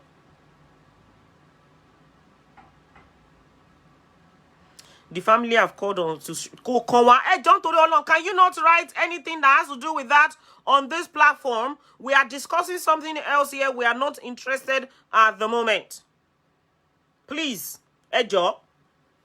Now, Timoshin Solo. From last year or 2 years ago, Bukky JC, Obere Sini develop. Although àwọn èèyàn ti notice ẹ already, okay? Àwọn èèyàn ti notice ẹ already pé bóyá Bukky JC ó fẹ́ máa wà interested something, you know when this is why I guess some men don't like their woman to have male friends or yes, male friend. Let us use it as male friend. I don't know how Bukky JC tó ṣe wá dé level tó jẹ́ pé ó bẹ̀rẹ̀ sí ní gaining interest nínú Prophet Israel Oladele Genesis. She wanted more than a father and daughter relationship. We have voice note evidence. She started sending messages to Prophet Israel Oladele Genesis about how she wants to be Mommy Gio of London and that she's not going to disturb his wife. Tatimi. Kò bá tẹ jẹ́ kan. Tatimi. Even if it's once, tí ò bá tẹ ju ẹ̀kan lọ. Tatimi. Ẹ kàn fún mi lọ́wọ́ kan. Ẹ̀kan. Bukky JC máa ya fọ́tò ìhòòhò ara ẹ̀ lọ́mọlúàbí. A máa send ẹ̀ sọ́kọ ọlọ́kọ. Eléyìí tí Bukky JC tó ṣe tó burú jù. Ó send photo ara ẹ̀. Ó send ẹ̀ sí ọkọ ọlọ́kọ. Bàbá ẹ̀ dẹ̀ pariwo pé àwòsùbìláì Ọlọ́run bá má jẹ́ àrí. Dá padà. And he blocked her. He blocked her off his phone. This was the genesis of the problem between Prophet Israel Oladele Genesis àti Bukky JC. Bukky Jesse believe pé okay bí Prophet Israel Oladele Genesis bí wọ́n ṣe kíni bí wọ́n ṣe block òun yẹn wípé bóyá bàbá ẹ̀ bóyá ó máa sọ fáwọn èèyàn pé okay o picture tóun send obìnrin òbò òun ṣe rírì o bọ́yàn òun bó ṣe ń wọ́n lẹ̀lẹ́ yìí ó ṣe mọ̀ pé ọyàn Bukky kọ̀ọ̀kan tẹ́lẹ̀tẹ́lẹ̀ ọyàn kọ̀ọ̀kan bíi 10 kg ni ọyàn bíi 10 kg tìbí náà 10 kg ẹ dẹ̀ mọ̀ pé irú àwọn ọyàn burúkú bẹ́ẹ̀ yẹn ẹ má bínú sọ́rí ẹ̀yin tẹ́ bá lọ́yàn tó bá tóbi wọ́n kàn máa ń fi bra kó ni ìgbà tẹ́mi kọ́kọ́ rí Bukky Jesse lórí Facebook tẹ́lẹ̀tẹ́lẹ̀ ṣe ló mú ọyàn yẹn ó kó sínú abọ́ ni tó kó sínú bra àti kíní yẹn rí torí gbàǹgbàǹgbà báyìí bí orí wèrè tán mú okùn ẹran tó fi so ó ṣàfokùn so gbogbo ẹ̀ ó ṣàso gbogbo ẹ̀ papọ̀ lọ́jọ́ tá à ń wí ní fídíò yẹn ló go viral lọ́jọ́ yẹn nǹkan tó mú mi mọ Bukky Jesse nìyẹn ọyàn yẹn náà ni kíkó orí burúkú yìí náà ni àfi bí aláfiṣe so ẹ dẹ̀ mọ̀ pé irú àwọn ọyàn tó máa ń ní packaging bẹ́ẹ̀ ẹ̀ rí pọ́yàn mi kò tóbi jù kò kéré jù kò rí bíi 20 kg kò rí bíi 50 kg ẹ mọ̀ pé irú àwọn ọyàn tó ti bá packaging wèrè wá bẹ́ẹ̀ yẹn tán bá yọ irú àwọn ọyàn yẹn nínú bra báyìí tán bá yọ tó bá jábọ́ sílẹ̀ báyìí gbògà wàláì tàláì ó máa ń wọ́nlẹ̀ lẹ́ni tí ó mọ̀ wọ́nlẹ̀ báyìí ìgbà míì gan ẹ lè mú ọyàn yẹn lélẹ̀ tó rí àbàdàràbà àwọn ọyàn òfò àwọn ọyàn orí ibú tẹ́ bá fà láti wájú ẹ lè fà lọ sẹ́yìn báyìí déédéé ara náà ni ẹ máa tó bá fẹ́ rí ni o because ẹ wúrú Bukky Jesse yẹn sìn béèyàn hàn èyí kò gbúdọ̀ fi gólúwẹ̀ lọ́yàn tó bá fi géèyàn jẹ ayé ẹni yẹn kò tún ní ṣe kíni kò ní jẹ dìsẹ́ẹ̀mù mọ́ irú eyín tó bẹ lẹ́yìn ẹnu Bukky Jesse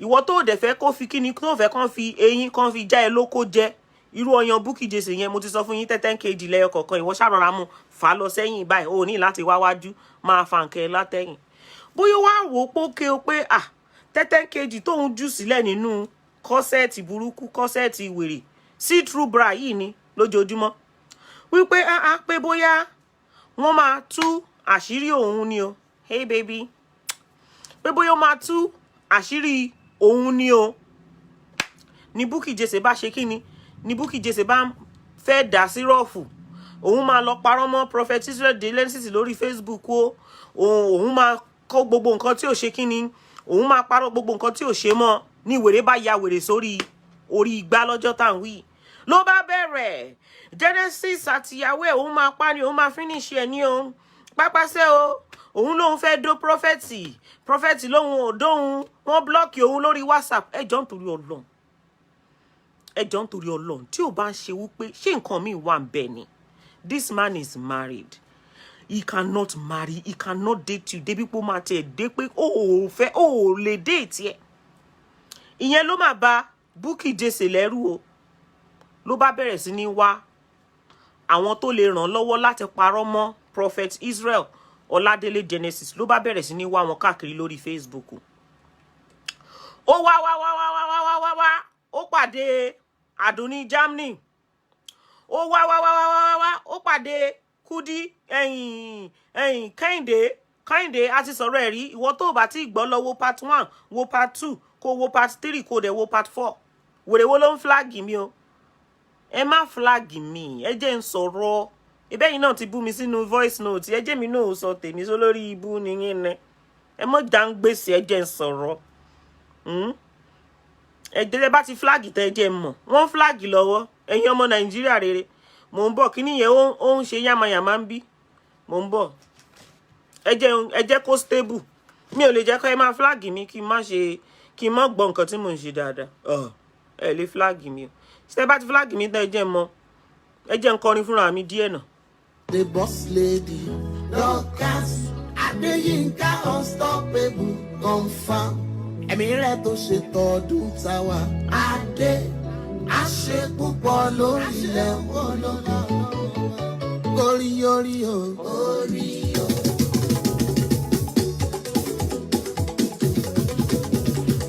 orí gbà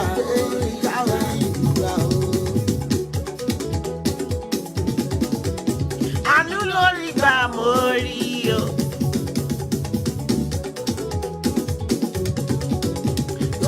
orí gbà aláṣọ àtàjẹrẹ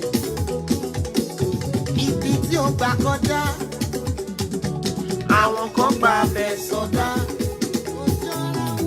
oúnjẹ tó mára rẹ dán àwọn ṣẹlẹ̀ mi bọ́. ohun gbogbo tó jẹ́ bàbàrà fún wọn. Ló fi ṣàrà fún wọn. Ah, Ara ló fi ṣe torí òrà Torí pé àlùgbà ni. òrà ànúgbà. Orí Ṣé ti fúláàgì tán? Ah, ó ṣe o bọ́ọ̀sì lè. orí. Ó dà pé ó ti fúláàgì tán, mo ti rí ipò ti clear sí, ó ti stable dáadáa. Níkẹ́ Bush jọ nítorí Ọlọ́run, ìgbà tó bú mi sínú voice note mi ò disturb well. Má disturb mi, stop flagging, please. Ẹ jẹ́ bá mi share, ẹ bá mi share kó gbá ski. Bí wèrè friendship mi ṣe máa ń sọ, ẹ share kó kan gbá kó kan Níkẹ́. Ẹ bá mi jù sínú ta tún ni.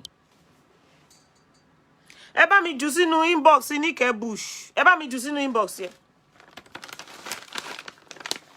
Ẹ bá mi jù sí. Níkẹ́. Wáyé kúlíkúlí o. Kúlíkúlí aláta. Ó mú yes. Ìwọ tó ò bá tí ì jẹ kúlíkúlí, ọmọ, ò ń miss gan. Ọlọ́run. Ah. Kiki's food ní ibẹ̀ ní kọ́lẹ́ tí lè ríra. Oúnjẹ wọn. Ó lè ti pẹ́.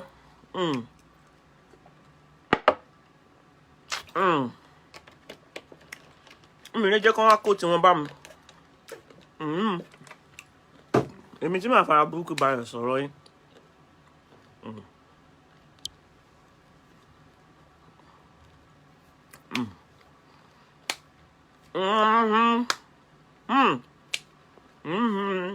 Ajọ.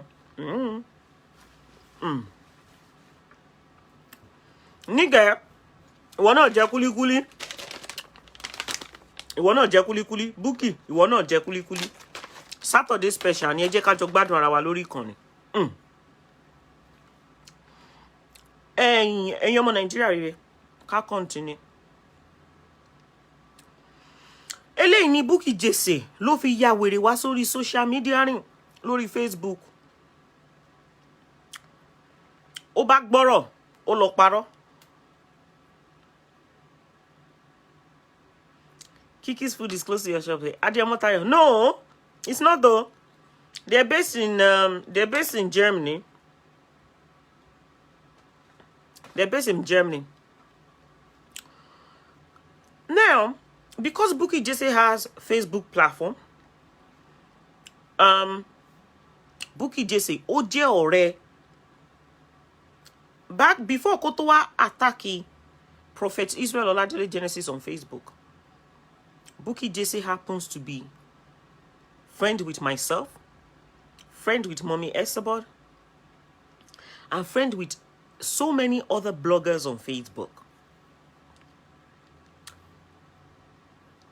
Everybody was in good time. She turned mad and turned herself to a mad dog because she thought that by the time Tomba Beresini attacked Prophet Israel Oladele Genesis, she believed we were all going to join her to attack him. Unfortunately, ọ̀nà kò ṣe kíni kò gba ibi tí Bukky Jesse kò gba ibi tó ṣe kíni kò gba bẹ̀ lọ. Ó believe pé òun ti ní platform. You know, when you have a platform on Facebook, if you are a blogger on Facebook, because you have that power, because you know that you have that power, you can launch attack. You can go on Facebook and use your platform to bully people. Or you can just come on Facebook because you know you have the crowd. You have the views. People will come and view you. Whatever you have to say, you know, when you talk, they believe you. They will come and watch you. Imagine come and exercise the power. You are a blogger. Bukky just believe that okay, we want to be blogger. Ó fẹ́ wá exercise power orí burúkú ẹ̀ lórí Facebook. Now, ibi tó fojú sí ọ̀nà gbabẹ̀ yọ. Gbogbo àwa tó ti believe pa máa support òun, we didn't support her. Gbogbo àwa tó ti believe pé maybe we're going to be part of orí burúkú tó ń fẹ́ wá ṣe lórí Facebook, we refused to do it.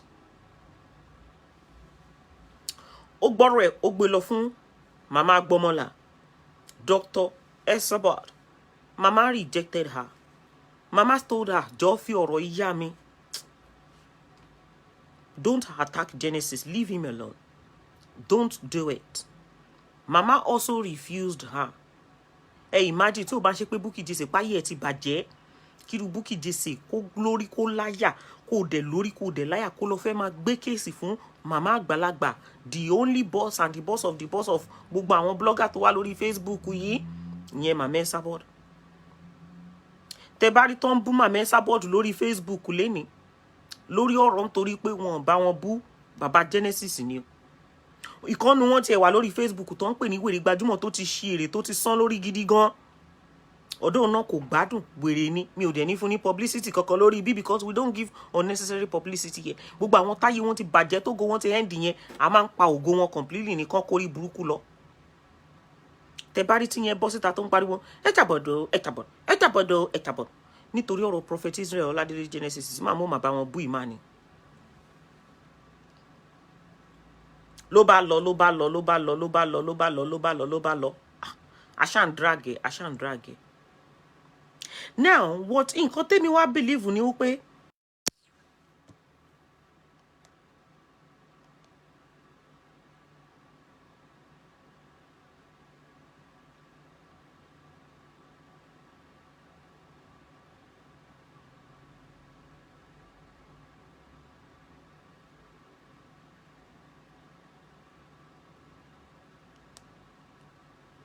just a moment, please.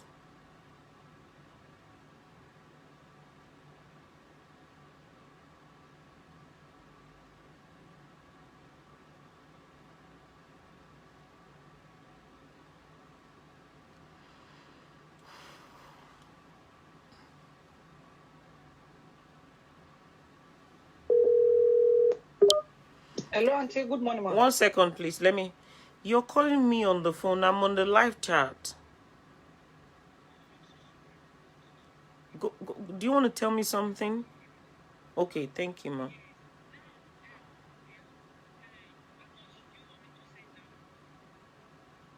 Oh, let me talk to you after the show, ma'am. Yes, ma'am. Thank you. It's okay, ma'am. It's okay.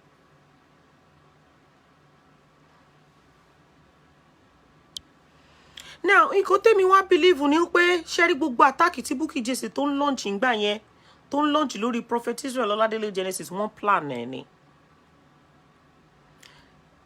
This is, let me make this clear. Although no, kò sí nǹkan kan tẹ́ fẹ́ ṣe. Hello sir, lawyer kí náà pè yín sir, the Judge BC, godmother tó jẹ́ godmother Bukky Jesse. Imagine. The judge that was in charge of the case of Prophet Israel Oladele Genesis happens to be Bukky Jesse's godmother. One of the people to man fún Bukky Jesse lówó dédé. As a matter of fact, Bukky Jesse even confirmed it in one of our live chats.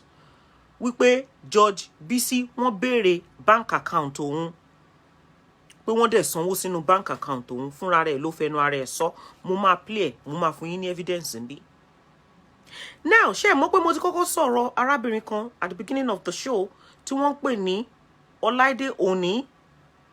This particular Ọláìdé Òní tí mo sọ̀rọ̀ ẹ̀ nípa ẹ̀ yìí, kéèsì ẹ̀ wọ́n ti ṣe kí ni wọ́n ti fọ́ dànù 11 years ago. Wọ́n ti ẹ̀ rántí kéèsì yẹn mọ́.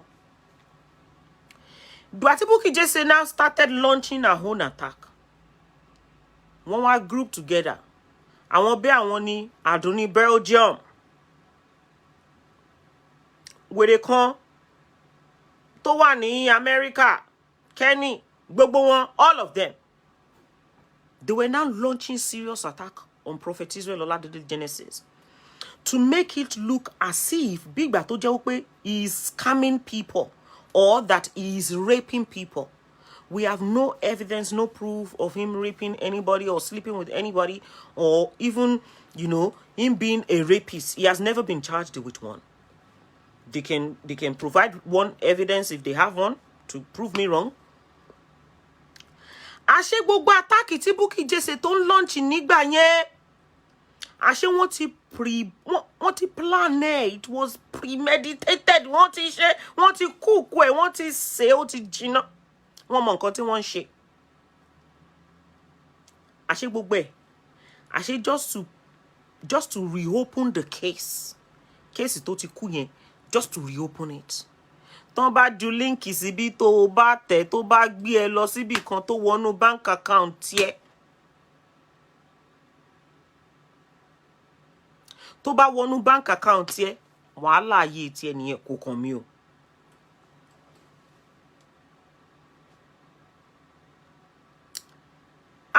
Ayé mà le o, ayé mà níkà o.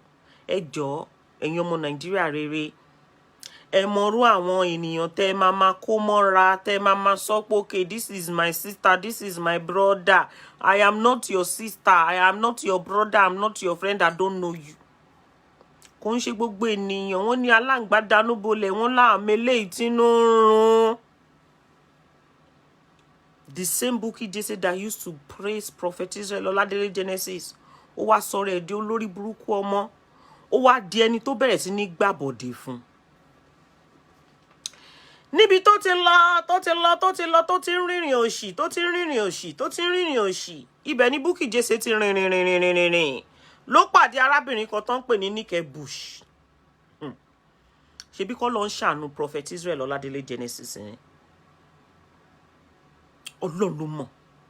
Gbogbo àwọn tó wà involve nínú kéèsì Prophet Israel Oladele Genesis pátápátá, wọ́n wá ibi ojú bikini bàbá oníbàbá ní gbogbo wọn ranjú sí báyìí. Kí ló dé? Ṣé olórí burúkú nìyín ni? Wọ́n ní wípé Adéṣọlá nìkan ló ní kóńdó. Ta ló ní kóńdó? Adéṣọlá ló ní kóńdó. Ẹ̀yin olórí burúkú. Ta ló ní kóńdó? Adéṣọlá ló ní kóńdó. Wá kóńdó tiẹ̀ síwájú. Wá kóńdó tiẹ̀ síwájú. Ní gbogbo ọ̀rọ̀ tá ṣe ń fa ìṣá. Wọ́n pọ̀ láwọn obìnrin yìí o. Alákọ̀ọ́kọ́ tí mo kọ́kọ́ kà, tí mo kọ́kọ́ sọ sílẹ̀. Ìyàwó ilé alágbèrè. Ọláìdé Òní. Tí wọ́n mọ̀ pé ó ṣe kíni, ó ti ní ọkọ ńlé. Number 1, Prophet Israel Oladele Genesis was just a little child. Tí ìyá àgbàlagbà tó fẹ́ lọ máa bá sùn, ó rape Prophet Genesis ni, ìyẹn Ọláìdé Òní. She's a rapist. She abused him. Ó rí Prophet Genesis lọ́mọ kékeré, ó dé abuse with her punani. Bẹ́ẹ̀ ni, confirm ní apá tí ó ṣe. Bẹ́ẹ̀ with evidence. Tá bá wá lọ gbẹ̀rẹ̀gbẹ̀rẹ̀ tá kó lọ́dọ̀ Ọláìdé. Some of them tí mo lè rántí ni o. Àwa bọ́ sórí Kenny, a bọ́ sórí ìwèrè kan tó wà àdùnní ní Belgium, a bẹ́ sórí Nike Bush. Ẹ máa mọ nǹkan tí Nike Bush ń wá lénìí lórí ibi náà ni, lórí ìkànnì, lórí ẹ̀rọ ayélujára ẹ̀. Anyway, mi ò fẹ́ gbé lọ kó lọ ṣe too much. Ẹ jẹ́ kí n máa gé lẹ́yọ ẹyọ. Ní Nike Bush ló bá pàdé Bukky Jesse. Bukky Jesse ó fẹ́ dó kóńdó ní kóńdó, òun náà tún fẹ́ dó bàbá ń bàbá. Ìwọ Ọlọ́run má já sórí ibú. Bukky Jesse fẹ́ ṣe. Nike Bush òun náà fẹ́ ṣe. One thing tó wá funny sí mi ni wípé gbogbo bí Nike Bush bó ṣe fẹ́ ṣe tó. Ṣé wá rí ibi tí Bukky Jesse tóun ti ponú tiẹ̀. Gbogbo àwọn tó lọ ń bá nígbà tó ń bẹ̀rẹ̀ wèrè tiẹ̀ wípé irọ́ o, láyé òun ò ní gbà o, ṣé ẹ̀yin náà fẹ́ ṣe. Òun gan ò mọ̀ pé gbogbo àwọn tó wá ń bá òun tó wá ń tojọ́ bàbá ìfòun, àwọn yẹn gan tún fẹ́ gba gbòlà. Tí bàbá ẹ̀ bá ti dé sìn, tó bá ti dé tí ò dẹ̀ ní pẹ́ mọ́, àkọ́kọ́ lọ ra padlock tó dáa, àwọn padlock onírin. A bá wọn fi padlock kíní wọn bàbá oníbàbá tó lórí burúkú wọn, ibi tí ojú gbogbo wọn sẹ́ẹ̀tì sí nìyẹn. Ibi gbogbo wọn pátá, ibi tó ju wọn sẹ́ẹ̀tì sí nìyẹn. A wá ra padlock, a wá padlock ẹ̀. Bí màmí ewé ṣe sọ, a wá mú kọ́kọ́rọ́ rẹ̀, a wá fún sister Adéṣọlá. kọ́kọ́rọ́ ìyọwọ́ yín ló wà o. Ẹ má jẹ́ ó sọnù, ẹ má jẹ́ ó jábọ́. Olórí burúkú làwọn tó fẹ́ gbà yín lọ́kọ o. Tí yín ò ní bàjẹ́ ńlé ọkọ o. Ọlọ́run ní jẹ́ kí wọ́n ṣe kíni, wọn ò ní gbọ́kọ́ mọ́ yín lọ́wọ́ kọ́kọ́rọ́ rí o. Ẹ gbà o, ó ń rèé. Ẹ mú nǹkan yín dání. Ọwọ́ yín ló wà bọ́ ẹ bá wá dí ó sọnù táwọn olórí burúkú ara ti bí tán bá wá mú ẹ̀yin lẹ wá mọ̀ ń gbà àwa ti fún yín kọ́kọ́rọ́. Ìgbà tó bá wù yín ni kẹ́ ẹ ṣí. Tó bá ti wù yín tẹ́ ẹ tún fẹ́ tì ẹ tún tì pa. Tẹ́ ẹ bá ti tì pa kò sí wàhálà. Toró lórí burúkú wọn ibi kíní bàbá ọ̀dọ̀ pops ẹ̀yin ọkọ yín ibẹ̀ lórí burúkú wọn ranjú mọ́. Èmi ò mọrú wàhálà tó wá délé ayé tílé ayé fi bàjẹ́ tó báyìí. Now, Níkẹ́ Bush ọmọ àlè ọmọ ọ̀ràn kíran olórí burúkú kò ní dáa fún bàbá ẹ̀. Ẹ bá mi kọ fún ní morúkọ bàbá ẹ̀ síbẹ̀. Wà popular gan, ẹ máa popular gan. Family yín máa popular gan. Ẹ bá mi kọ orúkọ bàbá ẹ̀ síbẹ̀. Orúkọ àwọn family ẹ̀, gbogbo àwọn ẹbí ẹ bá mi kọ fún ní mú family ẹ̀ síbẹ̀. Ta ni ẹni tá ń pè ní Níkẹ́ Bush? Tí Bukky Jesse tó pàdé. Tán jọ ṣe kíni, tán jọ group up together, tán jọ gang up together láti fẹ́ wá ṣe kíni, láti fẹ́ wá báyé Prophet Israel Ọládélé Genesis jẹ́. Níkan nínú àwọn post tari ní on the 23rd of December, wọ́n ní Níkẹ́ Bush from investigation. A rí ibi tí Níkẹ́ Bush tó ti lọ sórí programu Bukky Jesse. Wọ́n porúkọ ẹ̀, wọ́n pè ní Adeyinka Bush, Adeyinka Bush Suba àbí Suberu àbí wèrè orí burúkú ru wèrè. Ó comment lórí Bukky Jesse's post. This particular person said that comment ó make àwọn wà so curious. Who is Adeyinka Bush? Just for you to get a little bit of image of who Bukky Jesse of who Níkẹ́ Bush is.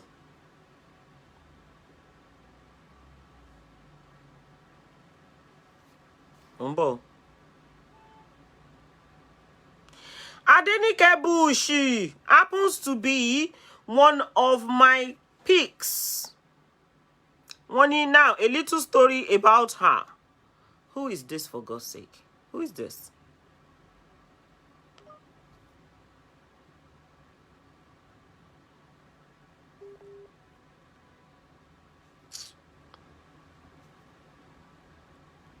Oh God. That particular person, ó dẹ̀ ń pè mí lórí live video.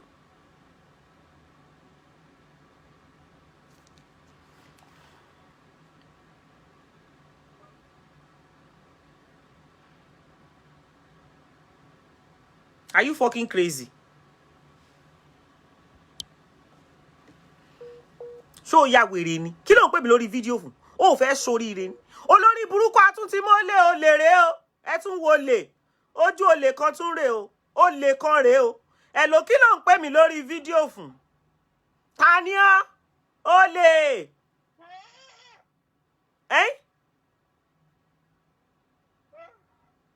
Kí ló mú ọ? Àbó lórí ibu ni ọ ni. So di ni ọ ni. Ta ni ọ́?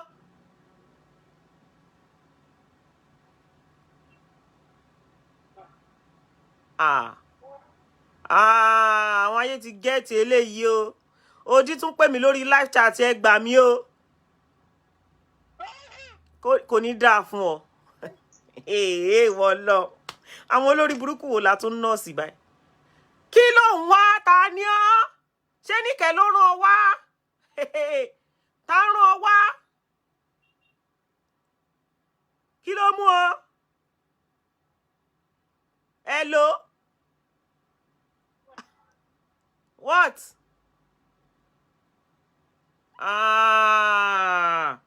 Ó ti wá ga báyìí. Okay, mo ti get ẹ. Níkẹ́ ló rán wá. Wọ́n ti rán wọn Fúlàní ẹ̀.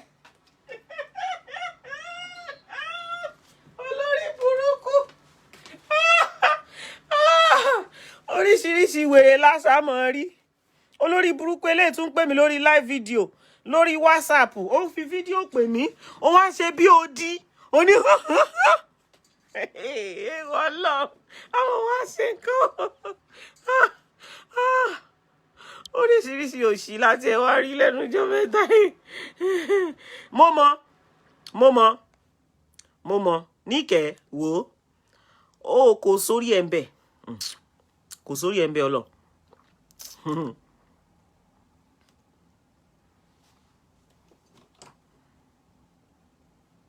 Kò sórí ẹ̀ ń bẹ̀.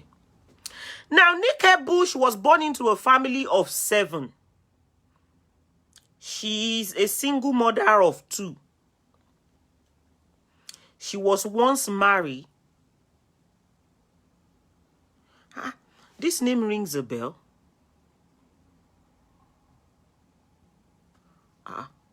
Femi Suba.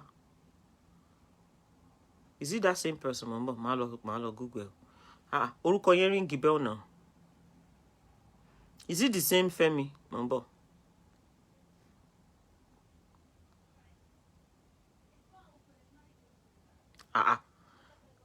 She'll marry Femi somebody yẹn tó tọ́ ni, Mambo.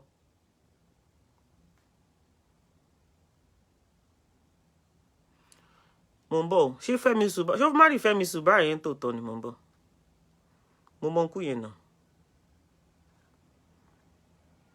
Ma lọ jẹun wo story ayé ẹ mọ̀ ń bọ̀ bóyá ẹni tí mo ti ẹ̀ mọ̀ bóyá mo ti ẹ̀ mọ̀ lórí burúkú ẹ̀ gan àmọ́ ṣàǹwò náà bẹ́ẹ̀ ó fẹ́ mọ jọ́. Can somebody tell me, did she marry that Uncle Femi? Ṣó marry ẹnìkan tó ń jẹ́ Femi Suba ni? I know that guy. 1 second.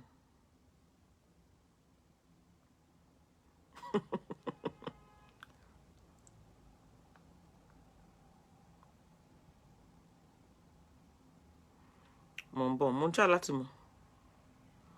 trying to find out. Did she marry that person?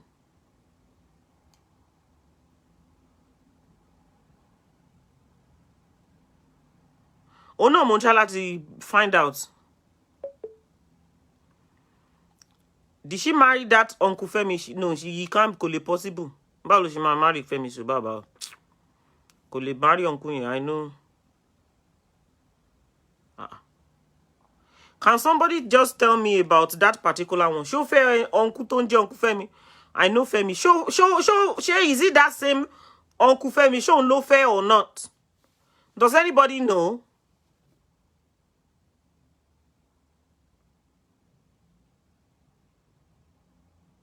I will find out. Makuku find out. Mumbo. Makalo. To ba po fair Uncle Femi, then that means that she knows me very well.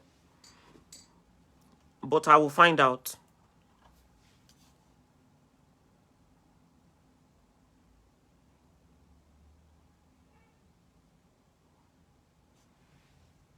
Mo try láti wo bóyá mo lè rí comment anybody tó lè sọ fún mi pé ṣó fẹ́ Uncle Femi Suba ni. Anyway, so she was once married to the Suba, who she snatched. Okay, this Mr. Entonje, that's her name, Suba to Fenye. She snatched that particular Mr. Suba. She snatched him from her friend. What I call for kuri? What don't put me lórí live video? Oh, ni kuri one mali o di olórí burúkú. Nike kò ní dá fún ẹ fáwọn tó ń send sí mi yẹn. She went to Ogun State University. That is now called Olabisi Onabanjo University. However, was university in 1997. Wọ́n sọ pé Nike Bush, she's very known to be a pathological liar, very, very promiscuous. She sleeps around with, prominent Yoruba musicians. She's a pimp.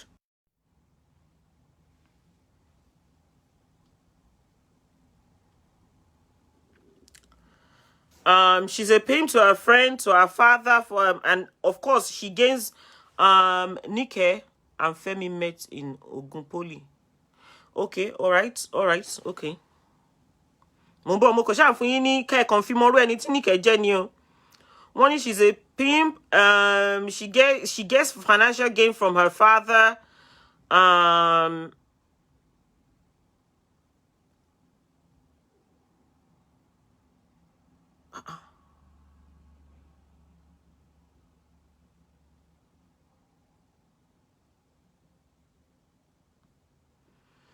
really trying to find out about her. I'm really trying to find out about her. Anyway, Nike Bush is a friend and a die-hard fan of Bukky Jesse.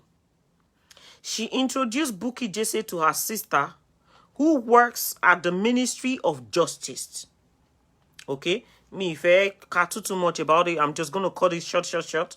She introduced Bukky Jesse to her sister, who works at the Ministry of Justice. Bukky Jesse is in turn with her to... Bukky Jesse in turn with her pity party pour out her lies and painted Prophet Israel Oladele Genesis Ogundipe, shepherd in charge of CCC Genesis Global, bad. Remember I said earlier on that Bukky Jesse was staging want to mess up a broadcast here. I think the broadcast is gonna freeze. This is very ridiculous.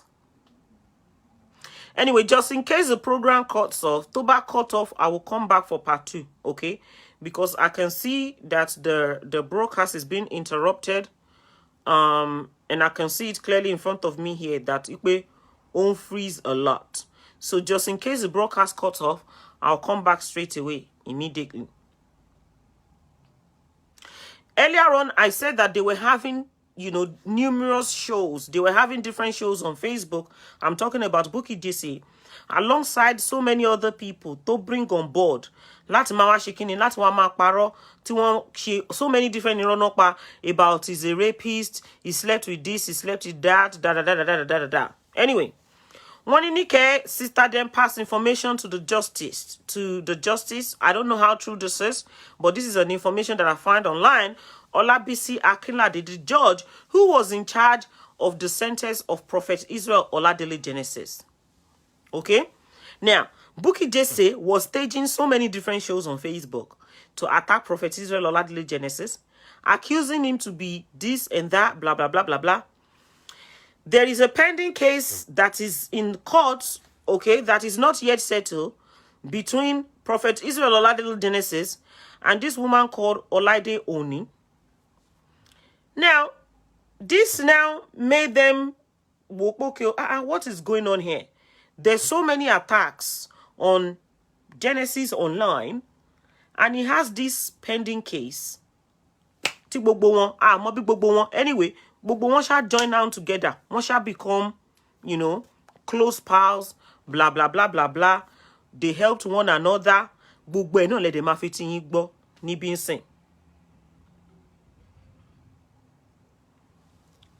So, the woman that was in charge of Prophet Israel Oladele Genesis case, Omo Enitonje Nike Bush, Omori, family member ni won. They are the judge is very close to Nike Bush's family. Now, Nike Bush is somebody that I believe very much that also wants to date Prophet Israel Oladele Genesis.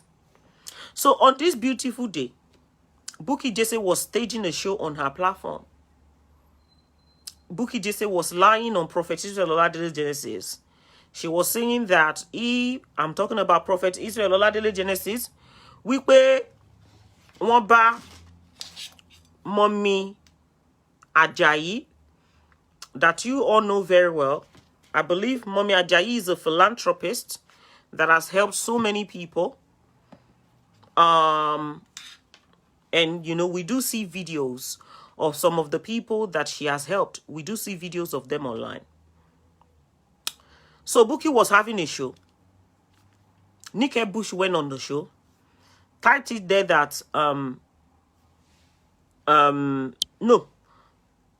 Bukky Jesse was saying that Prophet Israel Oladele Genesis, we pay one sọ fún òun, we pay I want to date Mama Jayiri, one of her stupid lies, you know, Totin tell for a very long time. So Nike Bush now went there. Nike Bush left a comment. Yes. I know about it as well. He actually told me too that he was dating Mama Ajayi. And when you crop commenting here, ìgbà tán crop commenting here, I saw the comment. Wọ́n dẹ̀ bẹ̀rẹ̀ sí ní post picture Nike Bush. Wọ́n bẹ̀rẹ̀ sí ní post mo dẹ̀ share sórí wall mi.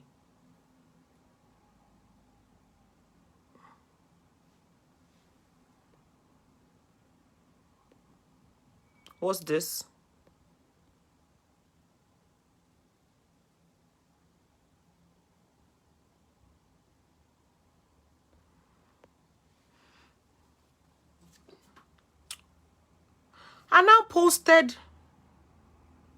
I posted Sherry, that other case, Ejo, we're going to come to it. Please, do not distract me. I don't want any distraction. Ejo, we're coming to that other case. Yeah, I'm going to one new week. Okay?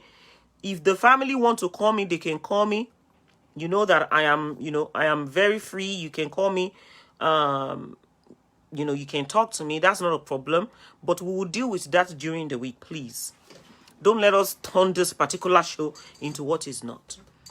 So, I picked Nike's bush picture. You náà ó tún fẹ́ bà image Mama Ajayi jẹ́ àbí bẹ́ẹ̀ kọ́. Ara ẹ̀yin wèrè tẹ́ wà online. Mo dẹ̀ post ẹ̀ sórí wall mi. Ẹ jọ̀ọ́ ṣé mo jẹ̀bi. Ṣé bó online ni mo ti rólé tí mo dẹ̀ mólé. When I posted it, she came into my inbox on my page. I'm going to show you the message. I didn't go to Nike Bush. I don't know who she is. She came to me. Let me show you the message because she came into my inbox on Facebook. Nike.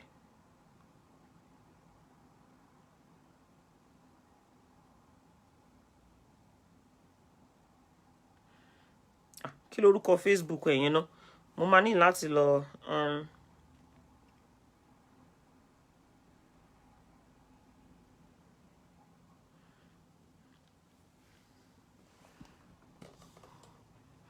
Kí lorúkọ Facebook name ẹ? Does anybody know a Facebook name? Can somebody tell me her Facebook name?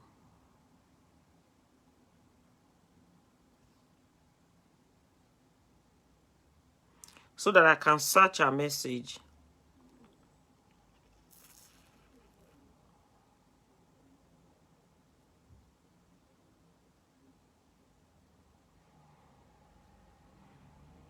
Mumbo, because we will not leave anything untouched.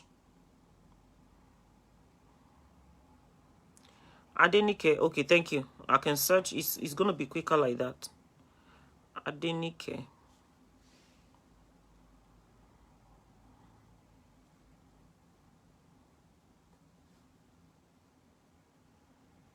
Okay, got it. I've got it. Thank you for giving me the name. Thank you. So, on the 29th of December, she came into my inbox on Facebook. Eshari, this is my inbox, yo. Jeje Mimurajoko, she was the one that came into my inbox, yo. Can you see that? She came into my inbox on the 29th of December. And she asked for my phone number. Okay? And I gave it to her. So that is my evidence. Tori evidence ni a fin ṣe kíni. Evidence la wa fin ṣe show lórí bí. And when she came into my inbox, asked for my number, I gave her the number, she called me. And the thing is, let me tell you one thing. If you want to call my phone and you want to speak against Prophet Israel Oladele Genesis, you will be recorded. Why? Because olórí burúkú ni gbogbo ẹ̀yin tẹ́ ṣe kíni tẹ́ jẹ́ ẹ̀yin ọ̀tá ẹ̀ tẹ́ surround ẹ̀ tá ti mọ̀ yín pé olórí burúkú ni. You will not drop a message on Facebook and say, oh, you know, Prophet Genesis, he slept with Ìyá Àjàyí kó tún wá pe fóònù mi kí má wá record rẹ̀ ìgbà tí mi ò ṣe èrè má jẹ́ ó parọ́ mọ́ mi. When she called me, I recorded her. I'm going to play our conversation now. from start to finish. Voice note here, I think it's about 30 or 40 minutes long.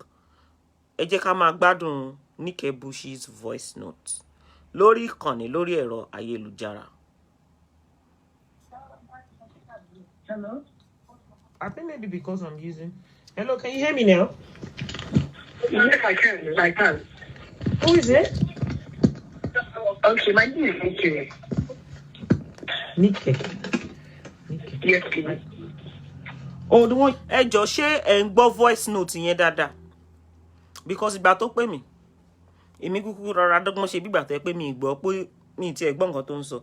Is the voice note very nice and clear? Is it clear, please? Box on face on the messenger, right? Yeah. Hold on. Ṣé voice note yẹn show clear? Yes, okay, thank you very much, admin. But jẹ́ kí n kọ́kọ́ block ìwọ dànù náà, block.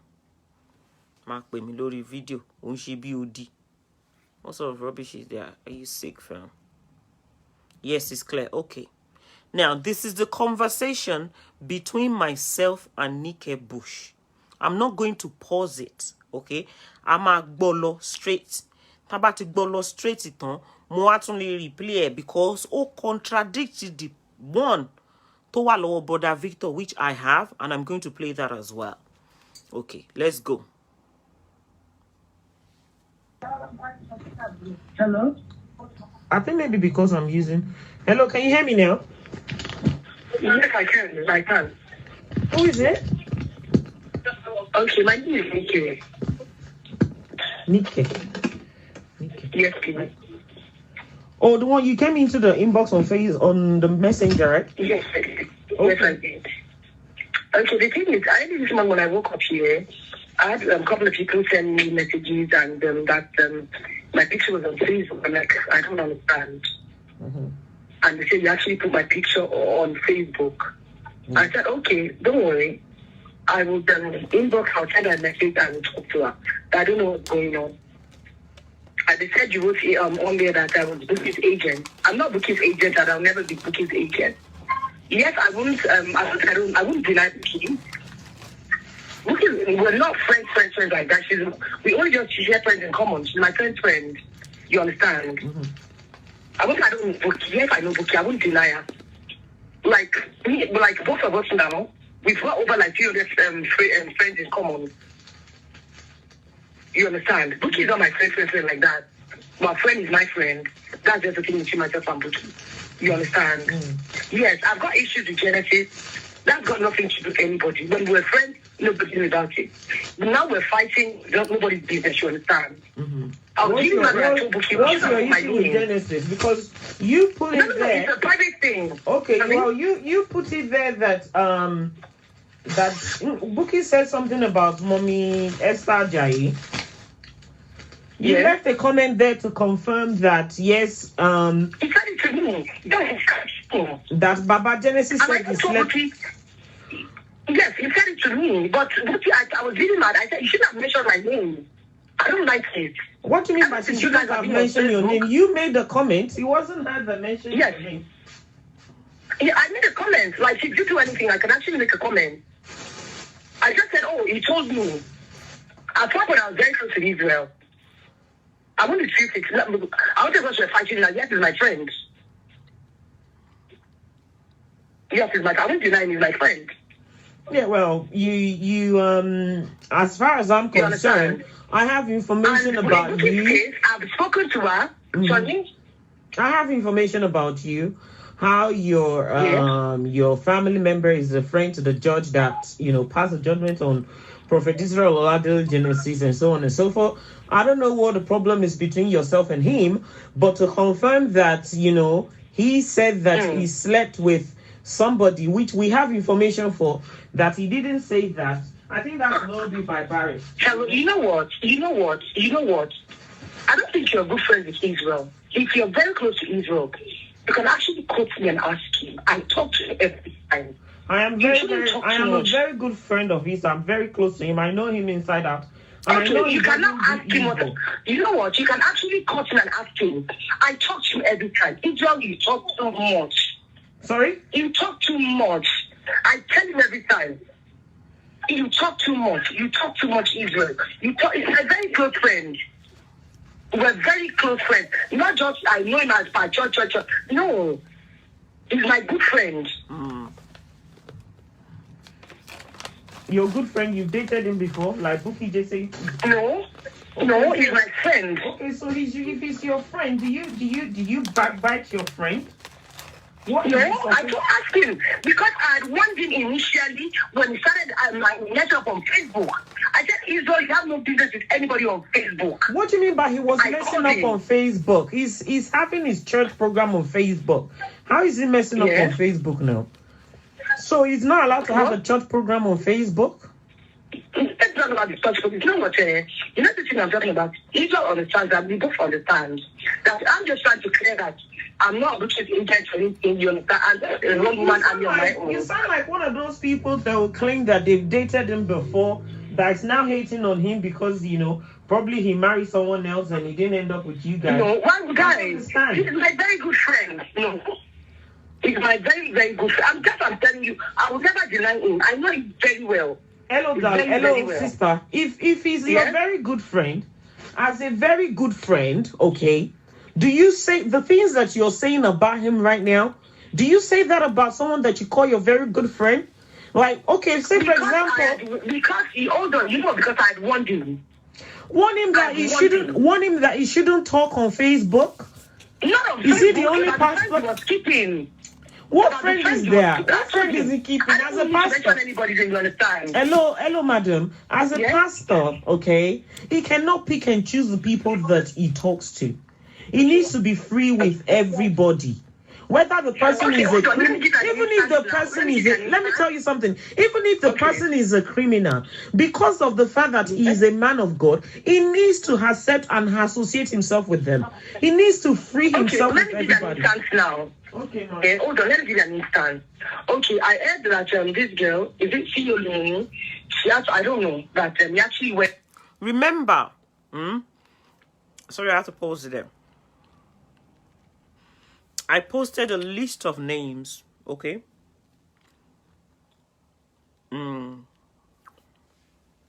That we're going to be talking about. And I included CEO Lumini. That was because she mentioned it. Continue to listen to this voice note very well. Mo ṣì máa wá fún yín ní mo fẹ́ kẹ́ gbọ́ tán kí n tó fún yín ní analysis lórí voice note yẹn ni o. Continue to listen. So, and I said, so you don't need it. Mo ń bọ̀. You have. Kó má dàbí gbàtẹ́ pé mo máa gbé sẹ́yìn díẹ̀. So that kó lè bẹ̀rẹ̀ láti ibi tó ti dárúkọ sí Olùmíní yẹn.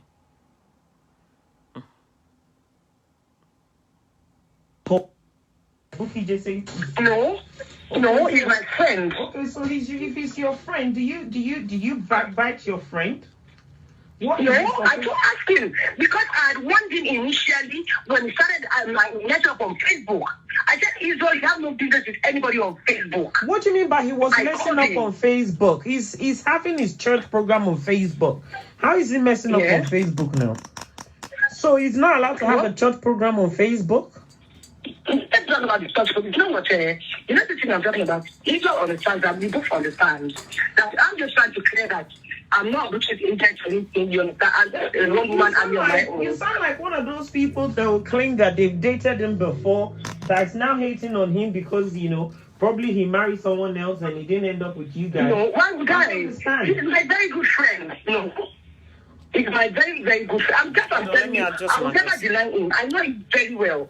Hello, darling. Very, Hello, very well. sister. If he's your Yeah? very good friend, as a very good friend, okay, do you say the things that you're saying about him right now? Do you say that about someone that you call your very good friend? Like, okay, say for example, Because he hold on, because I had warned him. warn him that he shouldn't talk on Facebook. Is he the only pastor? He was keeping. What friend is there? What friend is he keeping I as don't a need to mention pastor? anybody, you understand? Hello, madam. As a Yes? pastor, okay, he cannot pick and choose the people that he talks to. He needs to be free with everybody. Whether the person is a hold on, criminal, let me give an even if the instance now. person Let me is give a, an let me instance. tell you something, even if the Okay. person is a criminal, because of the fact that he is a man of God, he needs to accept and associate himself with them. He needs to free Okay, himself let with me give an everybody. instance now. Okay, man. Okay, hold on, let me give you an instance. Okay, I heard that this girl, is it Fiolini? She has, I don't know, that he actually went to the girl's store. And I said, Angel, you don't need it. You're a pastor, you don't need to go. Hello, Whatever please. it is, Hello, let please, her ma. come to your place. Hello, ma. Sorry? Please. Yes? You said she should come to his place. If CEO Lumini bá lọ sọ́dọ̀ Baba Israel Oladele, wọ́n sọ pé wọ́n lọ bára wọn sùn. Now, he went to her in the, he went to the shop. Okay, hold on. Since you don't believe I don't know about me. Since you about 15 years, of you want me. Hello, ma. Sorry. Come and look, you want me. Báwo ló ṣe fi rẹ̀ wọlé? Yes, so that law, like you said now, since you don't believe I know, I'm not sure about me. Like I said, I'm not about see there. Why? He went there to pray for her. He went there to pray for her. Oh, well. Hello, my sister. He's a man of God. He went there to pray for her. As a man of God, he is allowed to associate himself with everybody, including his enemies. He went there to pray for God's sake. So what's the big deal if you, because okay now, what, you're not his wife, okay? You're not the one that is in his house. Why do you have problem with his movement and where he goes to? Movement? He just talks to me when I'm at fault. When I do it, he talks to me. Oh no, mon suffering sin now, ma. You said, let me tell you, I used to be very stubborn. Do you know what? You don't. You understand? Oh, so did you hear that point? I used to be very stubborn. I used to be extremely stubborn. Israel lo mú mi wálẹ̀. Ẹ máa mú point yo. Ayi ma ele mo complain fún yín ni pé kẹ́ gbọ́ lọ. Ayi ma ṣe analysis lórí ẹ̀. Voice note yẹn Olúwa ní fi ṣe.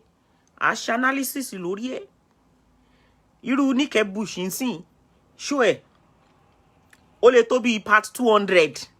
Oríṣiríṣi level lórí YouTube. Oríṣiríṣi different stage lórí YouTube. Àti photo ẹ̀, ẹ bá mi fi photo ẹ̀ sí. For those of you that you don't know the criminal, ma fi criminal tó ń sọ̀rọ̀ yẹn, ma fi photo ẹ̀ hàn yín, ẹ jẹ́ ó máa sọ̀rọ̀ lọ. Hello, ma. Hello, ma. You understand? That's what I'm telling you. Okay, so now you used to be very stubborn, okay? This man is the one to mú yín wálẹ̀, which means that he has been there for you before, okay? So why are you not saying that he's your friend and he's a bad person? Is it myself and you? Let's just closer. Okay, please. Sorry? I'm talking to Atlantic today. I'm talking to Atlantic, please. You guys should just settle the thing and just move forward, please. We're going into a new year, please. Hello, please go. Taleni tó ń pè mí ná. Kí ló dé báyìí gan sìn? We've not opened the phone line. What is wrong with these Nigerian people? Leave comments like. Ó ti jẹ́ kí kíní yẹn kó switch off. You don't want to be friends with the prophet anymore, or because you don't agree with the fact that he's associating himself with some. If I take it back a little, sorry. Don't just now say don't. So what's the big deal if you, because okay now, what, you're not his wife, okay? You're not the one that is in his house. Why do you have problem with his movement and where he goes to? Movement? He just talks to me when I'm at fault. When I do it, he talks to me. Oh no, mon suffering sin now, ma. You said, let me tell you, I used to be very stubborn. Do you know what? You don't. You understand? Oh, so that's good. So hello, ma. Hello, You ma. understand? That's what I'm telling you. Okay, so now you used to be very stubborn, okay? This man is the one to mú yín wálẹ̀, which means that he has been there for you before, okay? So why are you not saying that he's your friend and he's a bad person? Is it myself and you? Let's just closer. Okay, please. Sorry? I'm talking to Atlantic today. I'm talking to Atlantic, please. You guys should just settle the thing and just move forward, please. We're going into a new year, please. Hello, please don't leave comments like because you don't want to be friends with the prophet anymore, or because you don't agree with the fact that he's associating himself with some people. Don't just now say don't myself. You don't get me. He's still my friend. Okay. He's still my friend. So how can he still be your friend and you're saying the thing I don't get all that kind of friendship. I don't know, maybe because you're in Nigeria. How can you say somebody is your friend and you're just saying, and you can see that, there's something going on and you're saying what you're saying about him? Is this how you Nigerian people act? I don't get it. I don't understand. Is this a normal... Anyway, the only thing, that's not even the issue right now. It's not even my matter of myself and ego now. I just wanted to make it clear that I've got nothing to do with Bukky. Bukky hasn't said that. No agent, nothing whatsoever. I'm just a one-woman army on my own, you understand? I'm just myself. You never hear me involve myself in all this stuff and all this. I don't like it. I don't like it. That's why I don't care what people say about me. They say so anything. They don't know me. They don't know my background. I know. That's why I don't make friends. Hello, madam. I know almost, we're talking about social media here. Okay, for example, look, I heard some girls talking, where you sent what you posted that, oh yes, she called us so many names. Nika Lagos is an entirely different person. And Nika Bushete, you never went to, so Nika Lagos is a different person entirely. My 4 years ago, so I never drove a car. Ask anybody. I never drove a car. I have enough information that was sent to me about yourself, okay? Those information, they were verified.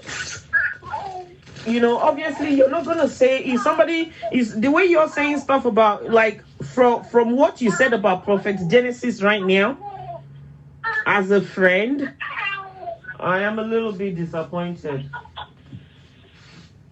You don't say things like that about your friend. You understand? If we're fighting, we'll settle it like friend and sister. But what other people say, I don't care what they say. Honestly, I'm not moved about what people say. I swear, I'm not moved. Yeah, but you cannot say somebody is your... With the things you're saying right now, you cannot say somebody is your friend. Hello, madam. Do you know the lawyer, the judge that judged Prophet Oladele's case is very close to your family? Because your dad used to be a politician, right? He's still a politician. Okay, so the person that judged Prophet Babe Popsie is a politician. And he's still now, sorry, presently, lower by wọ́n sì wà lára àwọn tó máa ń da Nàìjíríà tó ń ba Nàìjíríà jẹ́, tó ń fi ọwọ́ ọlá tó fi ń gbá àwọn ọmọ tí wọ́n wà less privileged, tó ń fi ń gbá wọn lójú. Ìyẹn bàbá Níkẹ́ Bushi, ẹ máa gbọ́ lọ. This case is somebody that's very close to your family. They've seen them in the picture together and everything. So Bobo Goton Shele Lawa understand. We know what is going on. So I did not say because my parents took the person, I'll not call plan any. Is that for a goal, Elizabeth? Hello, ma. Emi Oba. Only we pay. Oh, confirm. We pay the Judge BC is a friend to her home parent. Okay, and that any prophet Israel, you people, you've sent him to prison. He's in prison, so I don't know. I don't talk to him, so I did not say that. No, it's about my job. No, it's about it. When the case was going on, but I don't even want to talk about. I need to talk to you anymore. You said so. Anymore, no. Oh no, let it Sonia. You said it more. So obviously you know about all these things now. You know about it now. So the only thing I don't even care what people you understand. You care about the song about more. The only thing, the reason I just called was when you said, Bush's agent. No. What is it? That's just the thing. Bukky friend is my friend. It's like probably if you do like a live video now, I can comment under it. Hello, madam. You yourself, Bukky Jesse, and all of you, you are all in like a sort of like a clique together. You are all this, you all have problem with Prophet Genesis, if I'm not getting it wrong. Or you've all, that is what, but you just, hello ma, that is what you just said now. You said you are fighting him. So I can't be wrong. You said you have problem with him. But what I'm saying is, oh no, Emma, Israel. Hello ma, in Kotimo Sono Niye. Israel, you get.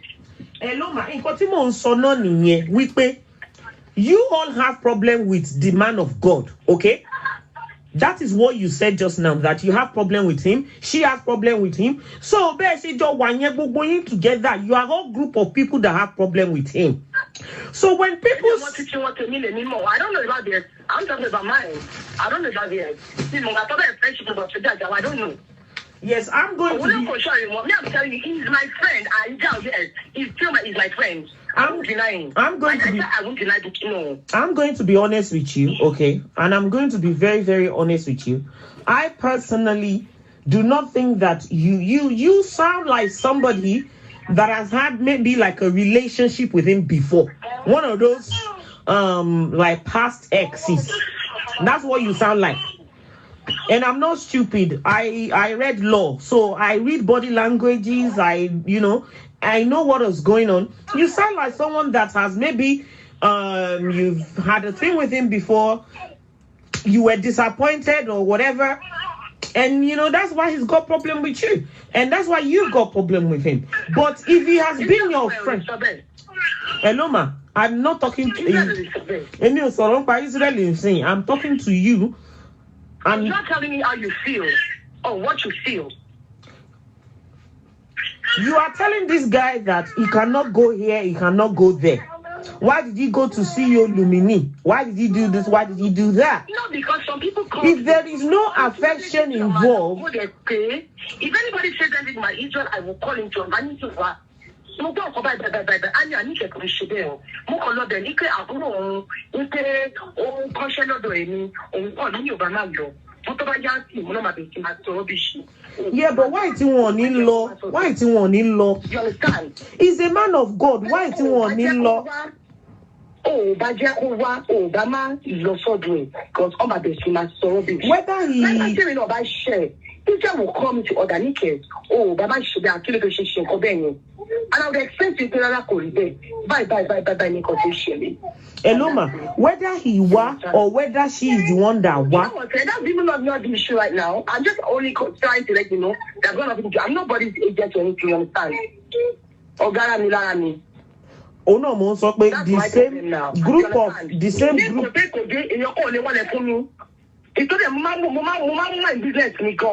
I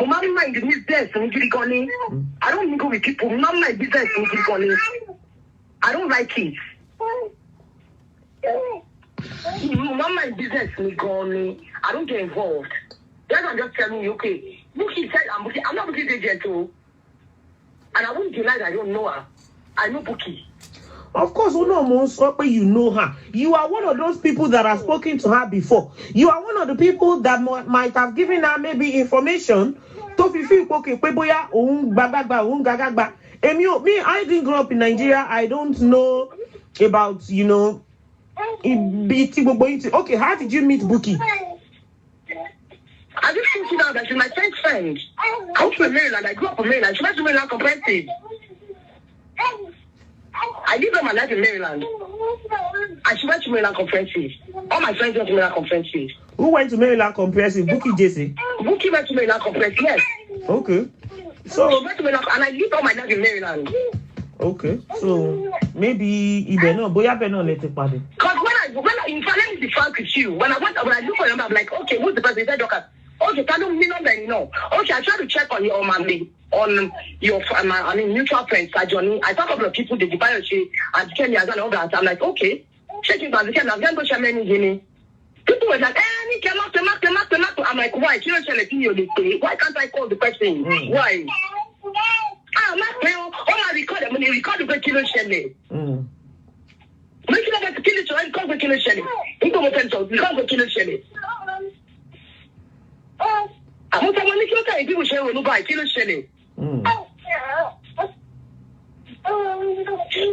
And that's, I don't even know who Kemi. I don't know who Kemi Azan is. Because the thing is, when I saw your face, your name on Facebook, I tried to go on our mutual friends to see the mutual friends you understand. Because I don't know you. I'm not even a Facebook person. I don't know you. I don't know. You can't even see me on Instagram. I don't know who Kemi Azan is. I don't know. What did you say the name of the person? What that person is? They define us. We got like 350 something friends, mutual friends. Who, me and you? So I just, yes, on Facebook. Okay, who is Deji Fayose? I am only on Facebook. I am a businesswoman. So all those people who come out, maybe that's why. Every dick and Harry comes on my Facebook. Like over 300 and something friends you have in common. So much I to. I want you to go to Facebook, not Jenny. Okay, you understand? Sorry? Money ara won ifu to bori Facebook je na niyen mi o meni to nje beri. I saw that your friends are the Kenyans, and I saw your friends is Friday Robo. He's my uncle. He's my uncle. It's your uncle. If you know Friday, tell Friday well. Friday will tell you he will tell you everything about me. He doesn't need, what does he need to tell me for? We know, I know everything. No, he said it's your uncle. He's like an uncle. It's like an uncle. And to join any thing. So that got me jam. That's me. I tell you how I feel and I'm done. Move forward. But I probably feel, oh yeah, probably you're giving me attitude. I'm like, just what I just said, like, yeah, move on. That's my life. That's me. Okay, if you marry anybody, share it on Facebook. Because although local, I can't give you a command on Facebook. I don't do it. Instagram, I don't do it. Oh, it's so. But a lot of people coming from UK, from America, the church kept calling me. They start the so you're me. Kilo day.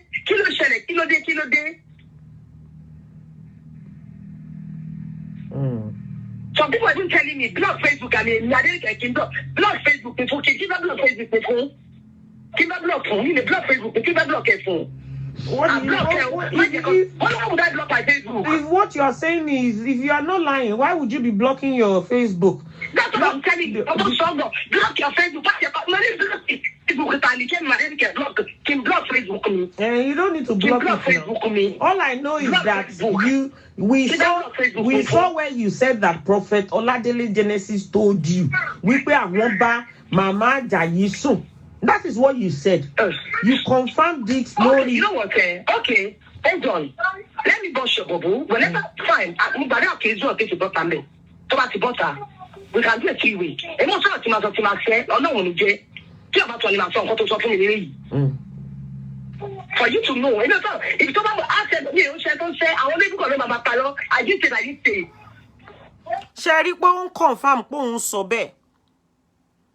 Sherry won't confirm, won't so bad. Or they confirm, Bukky, pin, conton, so bushy, right? Let's continue. Okay, I did say what? But not only myself. And you're the most of my family, you. And you're the most of one. For what I'm saying, because possible, never. But let me just close it. Tell me, Doctor, if that is sorrow you, he talks too much. But let's just cover it there. Then we can probably do like a conference call. Then I will repeat it for you know. Then you now know that only you're paro. Emil, maybe whether he talks so much or not. No, you understand. Then we make a conference for the meeting. You know what I talk to.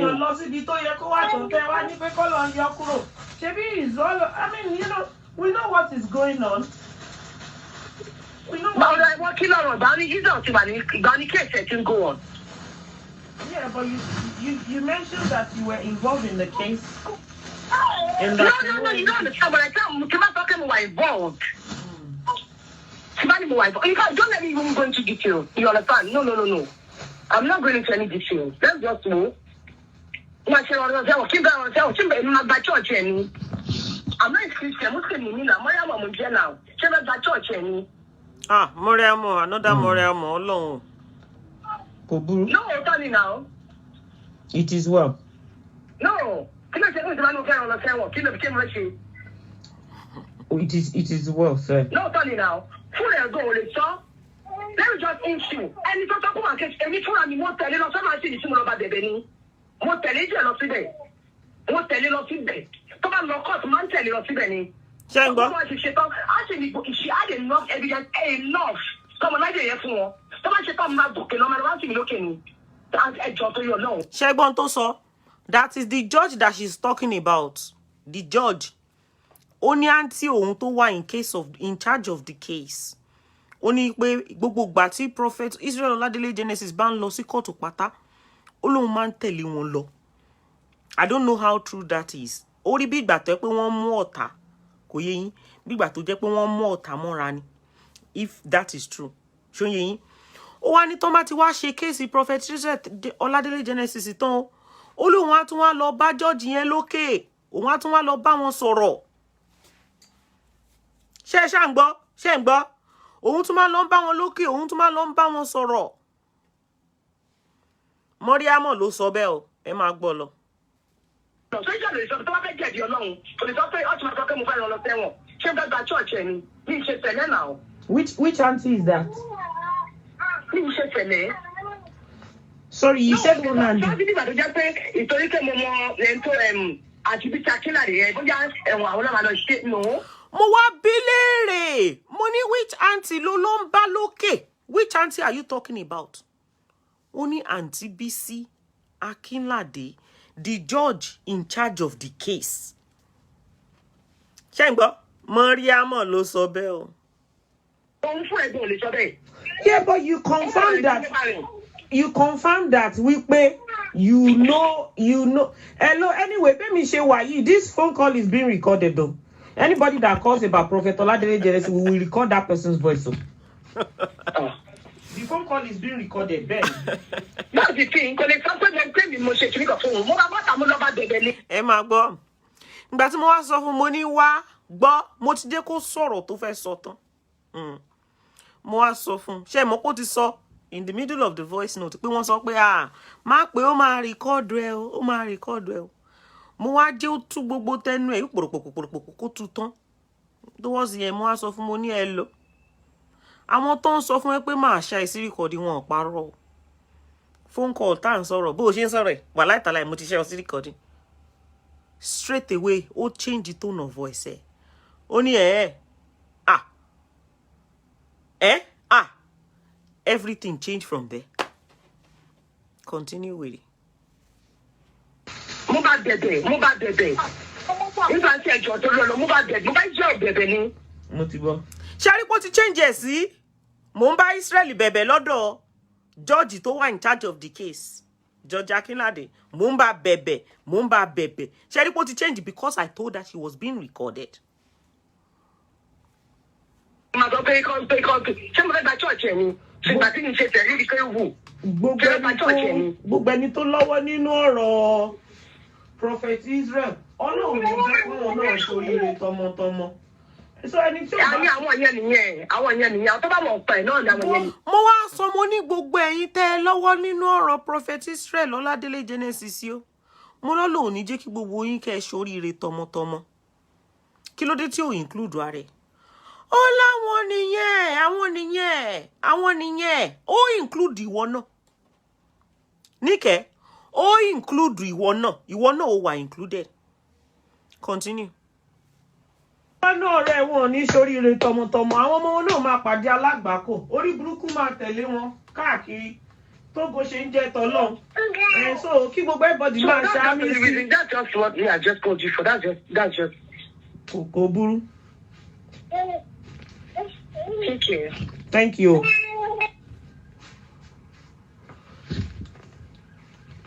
Ní wò tán, ẹ̀yin wèrè.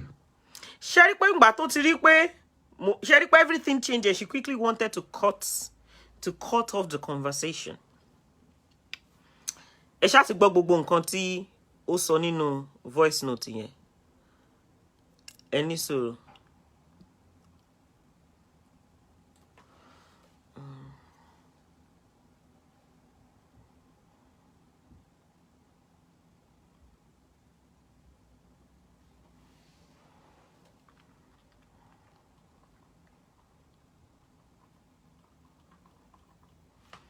I'll play the Brother Victor and sing. 1 second.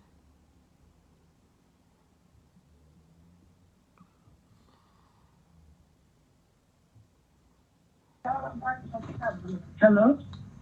I think maybe because I'm using. Babe, how you doing? Hey. What the fuck?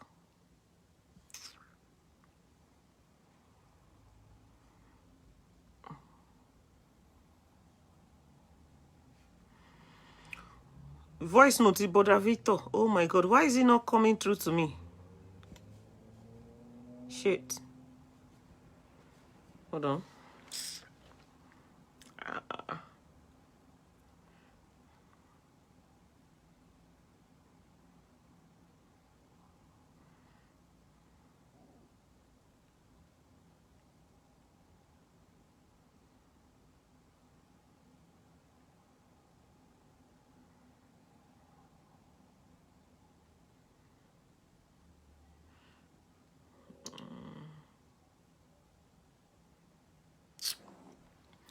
Mo fẹ́ play voice note sí Brother Victor don't play yẹn, but it's not downloading on my phone. Oh my god. Ah. Why is it not downloading? I don't understand. Me the mocking to watch. Okay, let me turn off the. Let's put it on. I'll put it on this. Why is it not downloading?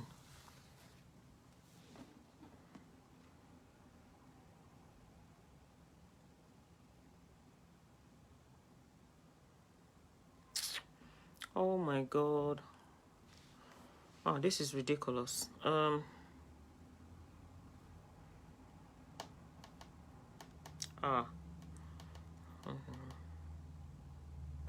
Mumbo, 1 second, please. I need to get this voice note.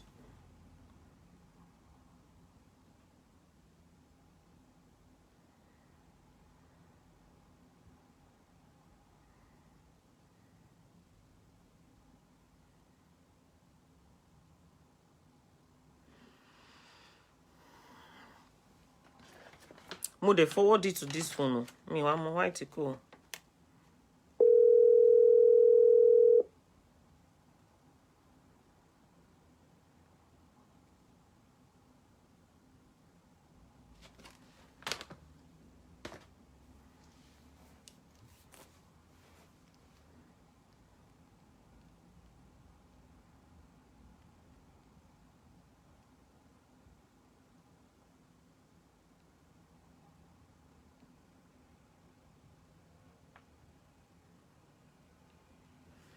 Oh. Oh, this is ridiculous. Ah.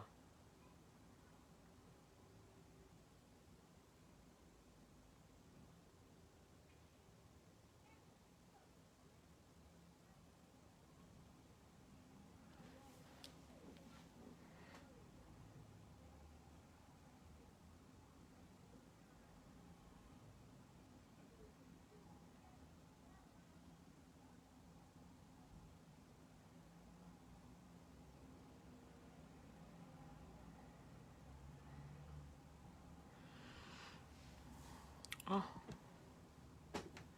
Why is this? I don't understand. Oh, they're about to download me.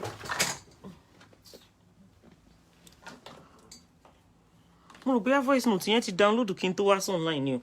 Could they download on my other phone? I'm trying to get that voice note. 1 second.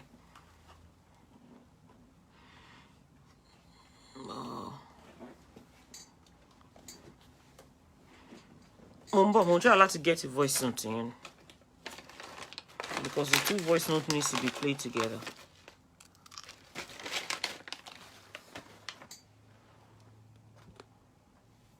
Ah.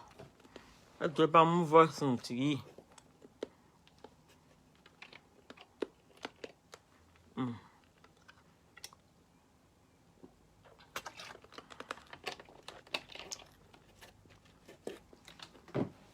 Oh my god.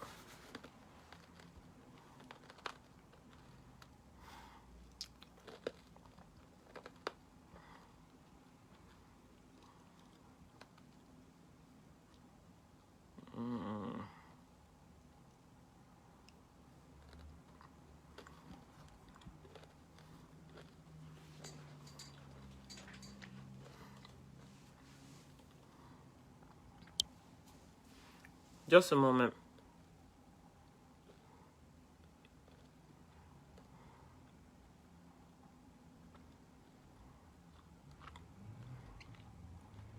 Yeah.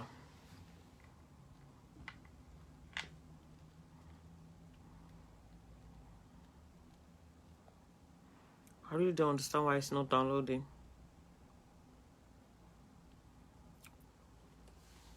I actually thought I downloaded that voice note before coming online.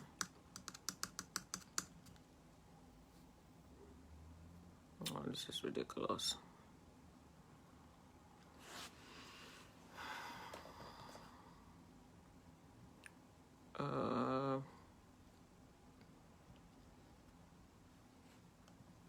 I can't believe this.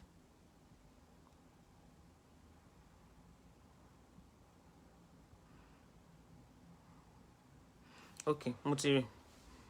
Ocean download. Download jump to the match shit, yeah?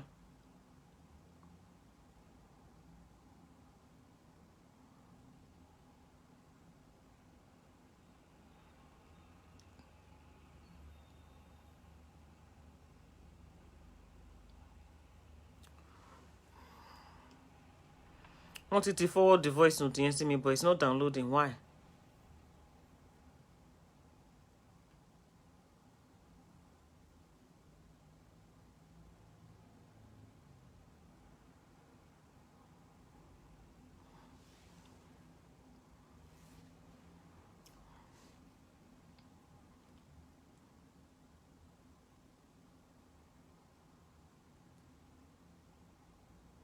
Ah, thank God. Okay. So, now, multiplay voice note it odomi fún yín. This particular one is going to contradict everything she said in my own voice note. Ejagbo. Hello? Yeah, I'm with you, man. Sorry, the network. You understand? Yeah. Initially, I had warned Israel. What I'm telling you, God had asked him, I want you to value Israel. You don't have any business with Kolaji State. Leave this. I want to tell you, what is your be 3 years? 3 girl. Because I'm not more than me. Free this girl. If you're closer to us, this girl will drag you. This girl will drag you. Now, already by. In fact, you said, is I told you to send me money before? Myself? Yes. Me can be shoot. You have sent me money before. Yes. Ọlọ́run mọ̀ pé mi ò lè rántí. You don't remember? Yes, the name, because obviously you can't know my name, but you know me. I come inside this office every time. Don't to be saying, you don't want to that you always laugh. Now you know me very well now. Okay. Yes. Okay.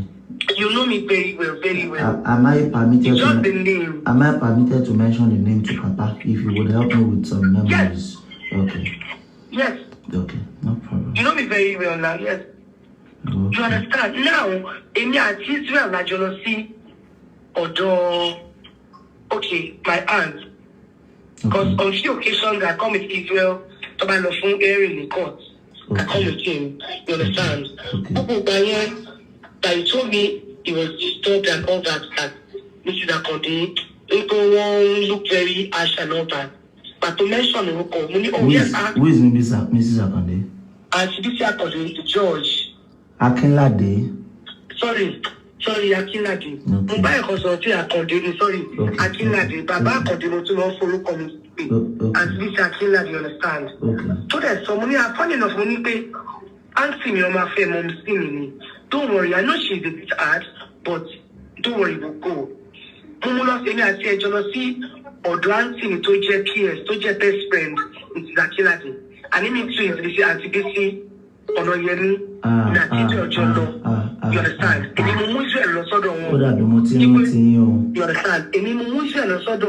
But a lot of people don't know what is going on.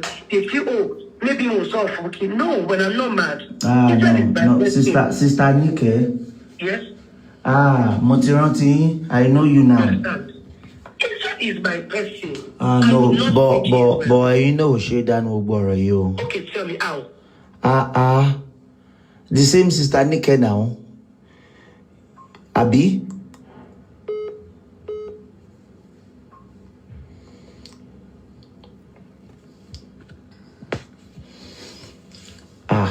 Hello, ma. Sorry. Tó bá jẹ́ the same sister Nike tí mo feel pé mo ń bá sọ̀rọ̀ náà ni mo ń bá sọ̀rọ̀. No, I must confess to you, I really disappoint me gone gbogbo ọ̀rọ̀ mi. Oh, yeah, tell me how. Because sister Nike tí mo mọ̀ ń gbà yẹn, you used to be a very close friend to the house. Israel is still my friend. Like, No, you see, Israel can't be your friend anymore because tell me how. I saw some of your comments. Emi ò ń ṣe Facebook person, Ọlọ́run mọ̀. Okay. And tẹ́ bá mọ̀ mí gbà yẹn náà, I'm a very reserved person. Tẹ́ bá wá office, tó bá ti yàtọ̀ sí pé à ń dàpárá, mi ò bí relationship mi kọjá bẹ́ẹ̀ pẹ̀lú anybody. Most especially tó bá ti close pẹ̀lú daddy also. I try to, the way I carry myself, I don't be ìgbà tó yẹ pé mo mọ̀ pé ọjọ́ kan lè wà tí anybody lè fẹ́ sọ anything. So I try to maintain a clean slate. Sherry, mo feel pé no, sister Nike, tó bá jẹ́ yín ni mo ń bá sọ̀rọ̀, really disappointing me gone. And you are one person I love so much from distance. Tell me how. They sent me some of your comments on the Facebook. I saw some of your To Uncle Victor, hold on. I spoke to Victor and I explained things to him and he saw reasons. Why was he there? Because Israel looking borrow, I want him. That. Mumbo, ẹ jẹ́ kí n comment, ẹ jẹ́ kí n sọ̀rọ̀. Ó ní wípé òun bá bọ̀dá Victor sọ̀rọ̀. Mi ti ṣe analysis lórí voice notes mo kàn ṣe ń play fún yín ni o. Yóò ní different parts yo. Ó ní nígbà tó ń wá bá brother Victor sọ̀rọ̀ nípa comment yìí. Ó ní wípé the reason why tóun ṣe fi comment yẹn sílẹ̀ is because what? Because Prophet Israel ò kì í gbọ́ràn. Who the fuck is this one láti máa control that man? Ẹ máa gbọ́ lọ. I'm talking about comment wípé wọ́n bá ìyá Àjàyí sùn. Ẹ máa gbọ́. Reason to form an alliance with Bukky Jesse. I swear to Almighty Quran. Bukky, can Bukky say Bukky my face at me? No. Me. I would never. You did, Auntie Nike. Auntie Nike, you did. Because there are some of your, apart from your comments, àwọn ìgbà míì tí Bukky bá ń sọ̀rọ̀ lórí show ẹ̀, the way she's always. You know why I explained to Uncle Victor? Money Bukky, oh my share. If you notice, Kosoromo, and you move back for a last to Benudake, money to brought back Peruko Israel to Bere. Money Bukky, money my show, my share. Money show my city Sakiladi. If you notice, on this was a part of the Kosoro. Money show, if you notice, Koporuko emo, oh, the Matthew shit, Koporuko, Kokomsaka, don't buy to Poruko, Bukky, my beauty, my share. Kofi back on boom, Mommy Akinlade. The position she was speaking from was that of a team member with you guys. Like by the Holy Quran, Bukola Bukky does not know how. Ó sọ nínú show ẹ̀ kan, ó ní ẹ ṣe three-way call pẹ̀lú èèyàn kan tó jẹ́ George. She told that person every. I swear by the Holy Quran, I swear by the names of Allah. You know, Christian Muslim in me, I would never snitch Israel. Israel is my friend. But will not. Bukky fi ṣe pé torí pé ó ti rí bọ́rọ̀ ṣe pé yes, wọ́n fẹ́ slam níwájú olórí ẹ̀.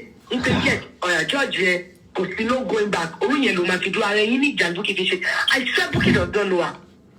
Ṣé Israel ló mọ ọmọ sí mi ni? Ṣé Israel ló mọ ẹ̀gbọ́n mi ni? Ṣẹ̀rí ìgbà tẹ́ sọ pé ó dàbí ìgbà tẹ́ sọ pé bóyá ẹ mú ọ lọ bá mọ̀mísí àbí mọ̀mísí mú ọ lọ bá yẹn kan ní mo ṣe wà rántí pé yìí. I remember vividly, Daddy told me then about you. I don't tell anybody. Tó bá jẹ́ kí mo ṣe tí n bá tún mú ibo ẹ̀ Bukky tí n bá connect with anybody. I will tell you yes, I did it. Pátá parí ẹ̀ kólúkà kúkú lọ fún ẹ̀jẹ̀ pé òye. Irú ẹ̀ṣẹ̀ wo ni Daddy ò bá ṣe yìí tẹ́ fi máa sọ pé ó ń bá ìyá àdúrà sùn and he told you said it. Eluoba, I swear to God Almighty, Bukky sọ kọ̀kọ̀ mi tẹ́mi comment. Tẹ́bá rí níbẹ̀, mo ń tọ́ mo ní gbogbo àti mo tọ́ mo ní slang lè ní sọ o. Slang lè ní sọ o. Slang ni o. Slang. Hello. ẹ̀yin tẹ́ ń gbọ́ wa olórí burúkú oníkóbókóbó tó ń sọ̀rọ̀ ẹ̀ nínú voice note tèmi tí mo play tán kí ni nǹkan tó sọ fún mi ta ló rántí kí n fún ní aṣọ kan ta ló rántí kí n fún láṣọ tí mo wọ̀ tán yẹn kí n fún free of charge olórí burúkú yìí tó ń sọ̀rọ̀ yìí ó ní wípé kémi gbé prophet Israel ó ní pé prophet Israel Ọládélé Genesis ó lọ́lọ́run máa jẹ́ kán jáde on time o ṣé ń gbọ́ ó ní wípé tó bá ti wá jáde ó la máa fi wọ́n sí 3-way call ó ní tá bá ti wá fi wọ́n sí 3-way call ó ní mo máa gbọ́ pé ó máa confirm ẹ̀ fún rẹ̀ pé òun wípé wọ́n confirm fún un pé wọ́n ti bá ìyá Àjàyí sùn rí now ọba wa confront ẹ̀ nínú voice note tọba ẹ rí pé nígbà tó ń sọ fẹ́mi ó ń sọ comfortably ní pẹ̀lú kíní pé òun ní evidence fún ọba wa confront ẹ̀ kí ni tó sọ fọ́ba ó ní wípé slang ni ṣé ń gbọ́ wèrè ṣé rí pé lórí burúkú lọ́mọ ẹ̀ ṣé rí pé lórí burúkú ni ṣé rí pé ayé ẹ̀ ti bàjẹ́ ó ní slang ni slang ló pè fọ́ba ẹ já continue. So, why? I felt very mad. I felt so mad. Oh, Secretary, why would you call my name?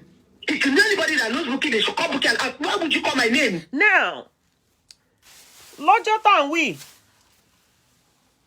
tí Bukky tó dárúkọ ẹ̀ lórí show yẹn òun ò expect pé Bukky máa dárúkọ òun kò fẹ́ kí Bukky dárúkọ òun gan ṣó yé yín níbi tí Bukky ti ń ṣe show yẹn kò fẹ́ kí Bukky dárúkọ òun ó kàn ṣẹlẹ̀ by mistake ní Ọlọ́run Genesis tó fẹ́ fi ṣe kíni tó fẹ́ fi gbogbo wọn ṣe ẹ̀sìn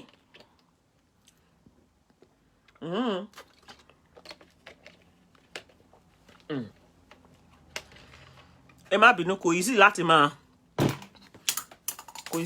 sọ̀rọ̀ ibi tí mo bá ti ń sọ̀rọ̀ máa mu drink mi ni wá jẹ́ kán kóòtù orí burúkú bá mi olórí burúkú làwọn ọmọ yìí ìyẹn fẹ́ ẹ̀yìn olórí burúkú tó ń sọ̀rọ̀ ẹ̀ kò fẹ́ kí Bukky jèsè dárúkọ òun ṣó yẹ yín báyìí ẹ rí tó pariwo pé Bukky why would you call my name on your live chat she was very very mad wípé Bukky ṣe kí ni pó dárúkọ òun lórí live chat yẹn lọ́jọ́ yẹn continue wèrè. Why are you dragging into all this? Tell me àti ìjọba personal business mi àti ẹni ọ̀rẹ́ mi ni a lè já máa parí ẹ̀ business mi àti ẹni I've got nothing to do with Bukky and in fighting with Israel. No, what I'm saying is I didn't say you said it to her and she played the voice note. I said you made a comment on that show that he confided in you that he slept with Iyadra or Iyadra wanted him to sleep with her. That was why Iyadra decided to withdraw from. That was why he decided to withdraw from Iyadra. Me, you know when they're doing videos and you want to comment, only comment during Coco, Coto di February to Maso. By the time it comes, the other bit to be on to Sony. Immediately, more contact, but when someone does slang in you, come on, baby, many, a map also slang to me, money. A map so slang to me, money. More to me. Ṣé rí wípé oníkóbókóbó onírọ́ ọ̀bàyé jẹ́ ènìyàn òun lọmọbìnrin tó ń sọ̀rọ̀ yìí.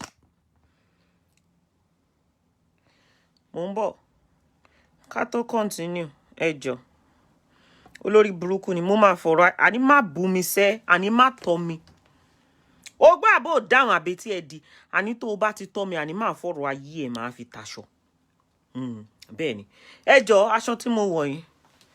The boss lady, Dorcas, Adeyinka unstoppable, confirm. I don't know why sometimes he gets. 1 second.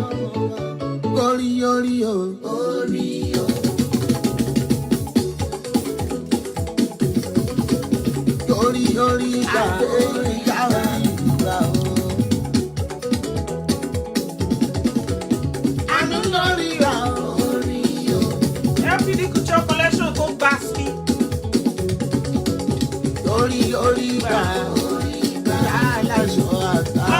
Fire water show.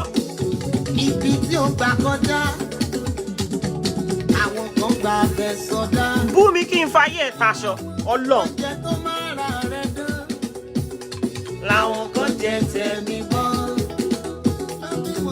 Ohun gbogbo tó jẹ́ bàbàrà fún wọn ló fi ṣàrà fún wọn. Kúrì kí bá ṣe taṣọ. Torí pé ọ̀rá àlùgbà ni. Ọ̀rá àlùgbà ni. Orí o, orí o. Ah! Ó ṣe o bọ́ọ̀sì lè. Ó ṣe.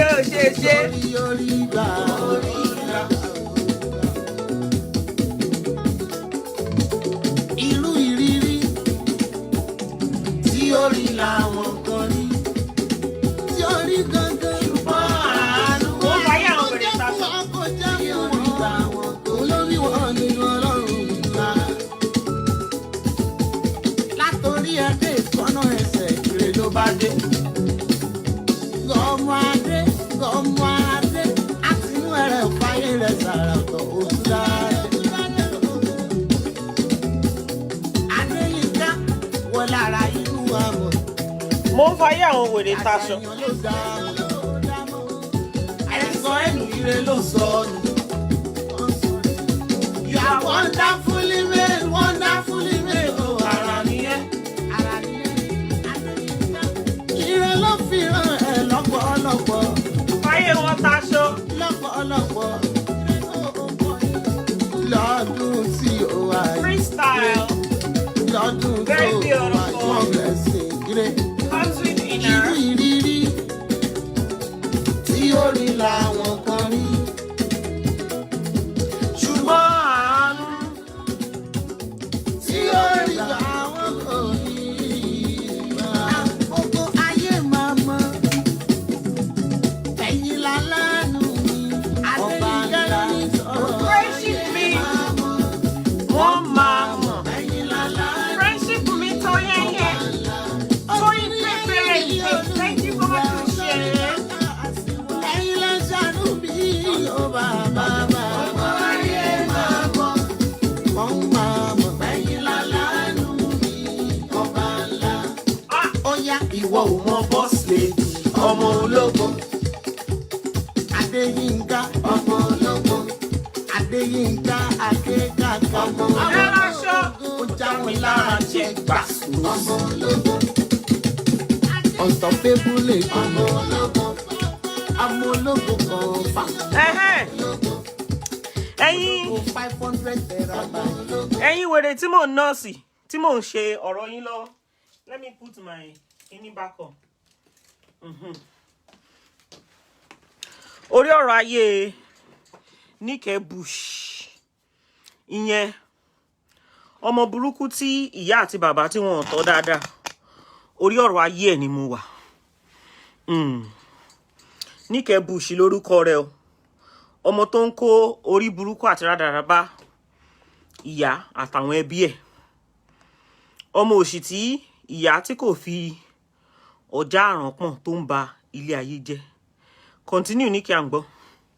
You understand? Why would I? And when he never. I still have the chat, everything is on my phone. Last June, go on your phone me. Last over your phone me. Bukky John to your long, John to your long. I still have everything on my phone. And you did this in Kokoro. Auntie Nick, kill a fake insurance. No, I'm not even telling you to do anything.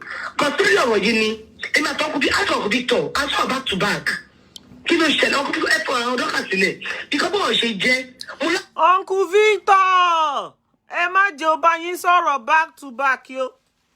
Nǹkan tẹ́ fi máa mọ̀ pé ara wọn lọmọbìnrin. Bukky Jesse ó máa ń lo slang back to back yẹn. Ọmọbìnrin òun náà ń sọ back to back. Wọ́n jọ wà nínú clique kan náà ni. Ṣé o ṣe pé inú mi wá mẹ́sì lẹ́yìn ṣá? Anyway, I'm not coming out of my house tomorrow so that I can do this hair. Torí you know, it's natural hair and it's very, very, you know, it's very, very painful when I brush it. Like, it's very, very painful. And I don't want to relax it. I want it to be natural like that. So I'm not stepping out tomorrow and hopefully maybe say Monday as well. I might not step out. It depends. I don't know. So that I can do my normal expression because I don't want wig. I don't like stuff on my head.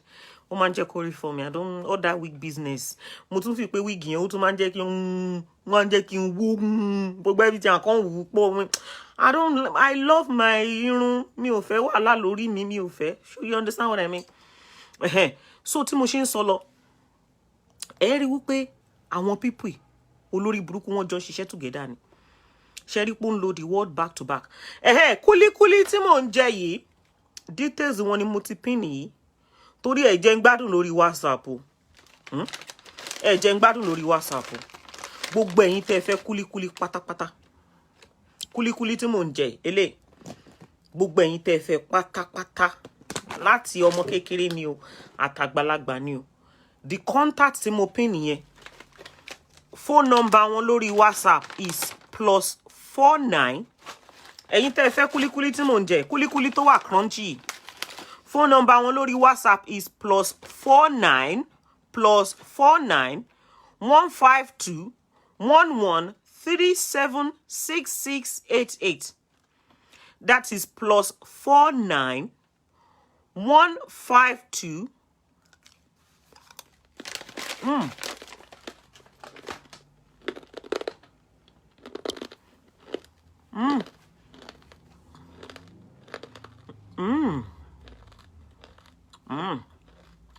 Bon, viens déjà couler non non.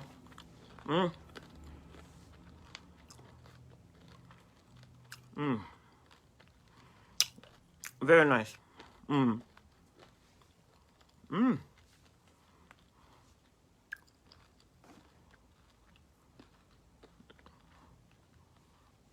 Ẹ má bínú. The kuli is just too fantastic. Hold on. +49 152 11376688. Only phone number Mamu ní kúlíkúlí yẹn. Ẹ mú phone number yẹn nísìnyí o. Àwọn náà ń ta kílìchì o.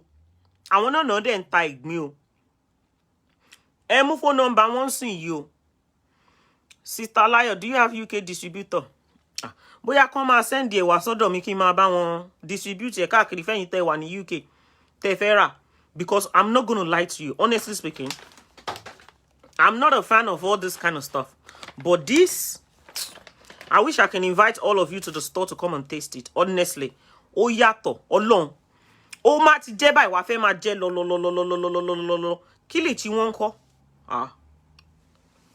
Ó gba bẹ́skì. Ó gbádùn gba bẹ́skì gidi ni tó bad gan. So contact them. Tí mo ṣe ń sọ lọ. Ṣé rí pé wọ́n jọ ń lo slang kan náà ni? Ṣé rí? Continue. Continue. Níkẹ́ continue. Olórí burúkú ọmọ.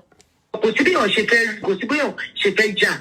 Kò ṣe kéèyàn bá wà ní problem kí wọ́n máa jókòó tí wọ́n sọ pé òun rẹ̀ ni. No. Èyí máa fi tí problem tí yàn náà lè wà náà. Àti ó pẹ̀lú lára nǹkan tó fi dùn mí nìyẹn. Of course, kò ń sọ̀rọ̀ Bukky. Ẹ̀yin mọ ọ̀rọ̀ tí ó rán bàbá lọ tó gbé bàbá débi tí wọ́n wà yẹn. Kò kan Bukky in any way.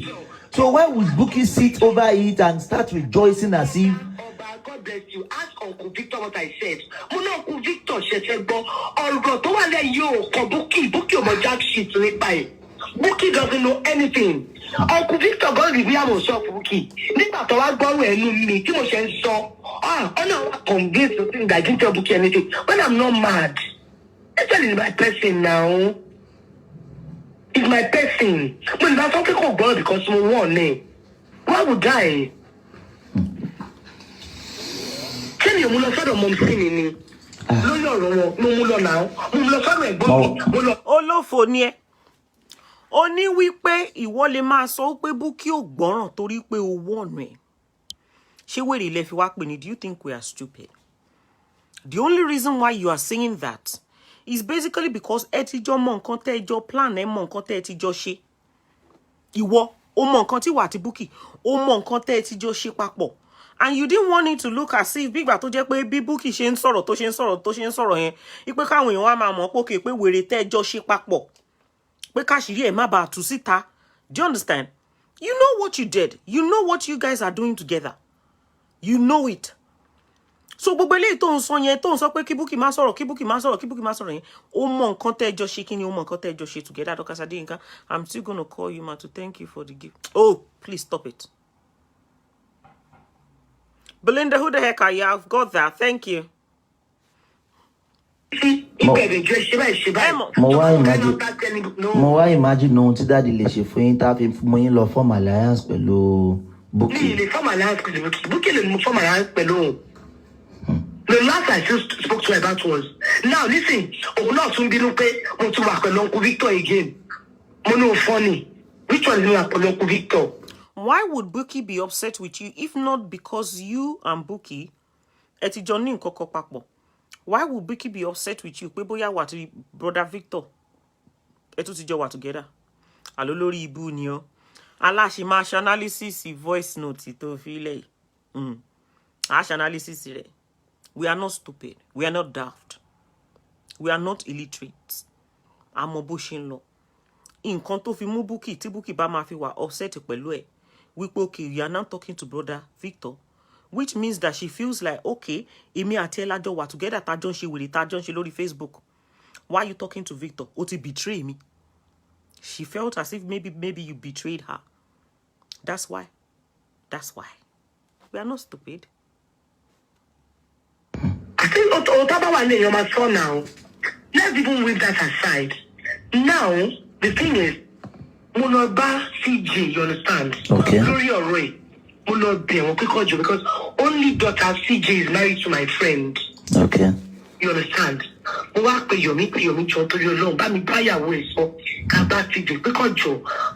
Ẹjọ́ ta tún ni TJ o. Ta nìyẹn o? Ṣé George tó wà in charge nìyẹn? Ṣé ń gbọ́? Ṣé ń gbọ́? Ta ni TJ o? Tanu o? Àwọn olórí ibu yìí àti mo olórí ibu tó rán bàbá lẹ́wọ̀n nù wọn. Àwọn olórí burúkú wèrè gbogbo. Ta lẹ́ni yẹn o? Ta lẹ́ni tó dárúkọ yẹn? Ẹ máa bá ń kọ́lẹ̀. Ẹ máa bá ń kọ́lẹ̀. Olórí burúkú kan ti wá kọ money ritual. Ó ní kúre. Bó ṣe wá kọ rádaràda sórí bí ò ní kúre. CJ, ṣé ń gbọ́? Okay, CJ ló sọ. True picture kan tó ṣẹlẹ̀. Ṣé ń gbọ́? Ó dárúkọ CJ. Chief Justice. Àwọn tó wà nídìí kéèsì tó ń lọ lọ́wọ́.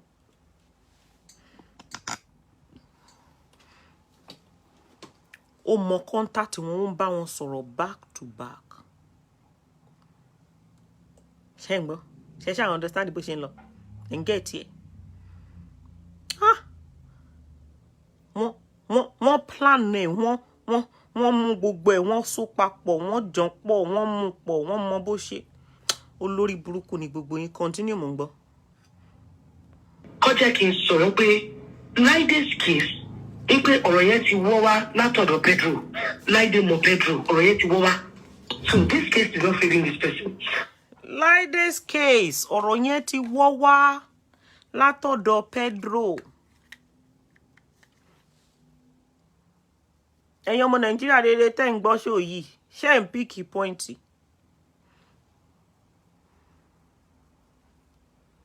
Ẹ̀yin ọmọ Nàìjíríà rere tẹ́ ń gbọ́ ṣó yìí sẹ́. Àní ṣé ń mú pọ́ìntì? Mo máa súnbẹ̀ yẹn sẹ́yìn bíntín, mo ń bọ̀.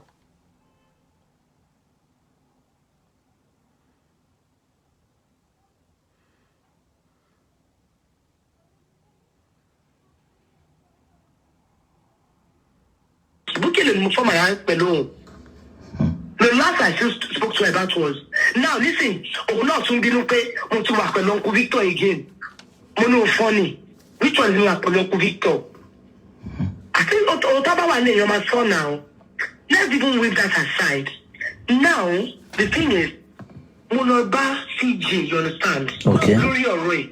Because only daughter CJ is married to my friend. Okay. You understand? Mo wá pe Yomi jọ torí Ọlọ́run bá mi báyàwó ẹ̀ sọ ká bá ti dè pé kọ́ jọ. Mo wá fún wọn ní true picture nǹkan tó ṣẹlẹ̀. Ní pé kọjá kí n sọ̀rọ̀ pé Láìdé's case ní pé ọ̀rọ̀ yẹn ti wọ́ wá látọ̀dọ̀ Pedro. Láìdé mọ̀ pé. Láìdé's case ọ̀rọ̀ yẹn ti wọ́ wá látọ̀dọ̀ Pedro. Láìdé ó mọ Pedro. It wọ́ wá. So this case is not favoring this person. To bá jẹ́ pé they are going to bring a new person entirely. You understand? Kọ́ wá gbọ́ sọ̀rọ̀ yìí. Now, tó jẹ́ neutral person. Yìí wọ́n kọ́ bí àti ibi. Ó yẹ kán gbé, and from what we heard, ẹni tó ń jẹ́ Pedro yìí, màmá tó jẹ́ ìyá àgbàlagbà tó jẹ́ màmá tó rèpù Prophet Israel Ọládélé Genesis tó rèpù wọn ni. Bẹ́ẹ̀ ni bẹ́ẹ̀ mi ṣe kà sí nìyẹn, rèpù ni mo kà sí. Mi ò rí nǹkan kan míì ju pé ó rèpù lọ. Ó rí wọn àsọmọ kékeré, ó dẹ̀ override wọn, ó bẹ̀rẹ̀ sí ní déètì bàbá oníbàbà. Ìyẹn arábìnrin Láìdé yìí. Láìdé tán tún sọ̀rọ̀ ẹ̀ yìí. Wọ́n sọ pé òun àti Pedro, èmi ò mọ̀ nǹkan àgbọ́ ni o. Wọ́n náà jọ ń dóra wọn. Ẹ jọ̀ọ́ nítorí Ọlọ́run, ẹ̀yin ọmọ Nàìjíríà rere. Báwo ló ṣe wá possible kí kéèsì yẹn kó favour Prophet Israel Ọládélé Genesis? Ẹ jọ̀ọ́. No, because ọ̀tọ̀ lè mú mọ́ sí àti bẹ̀ wọ́n àti bísí náà ọ̀nà yẹn ní tún pè wọ́n náà. Lọ́jọ́ ta lọ, I can remember the last time tó lọ kọ́ tí mo tẹ̀lé, mo tún lọ bá wọn lókè. Báńlẹ̀ yá ní kí a ti ń kọ́ jókòó, kí ló wá ṣe? Mo ní náà pé mo ọ̀rẹ́ ẹni àtọ̀rẹ́ mi, ìjọ ẹ̀bọ́ ṣe pé ojú wọn change ni.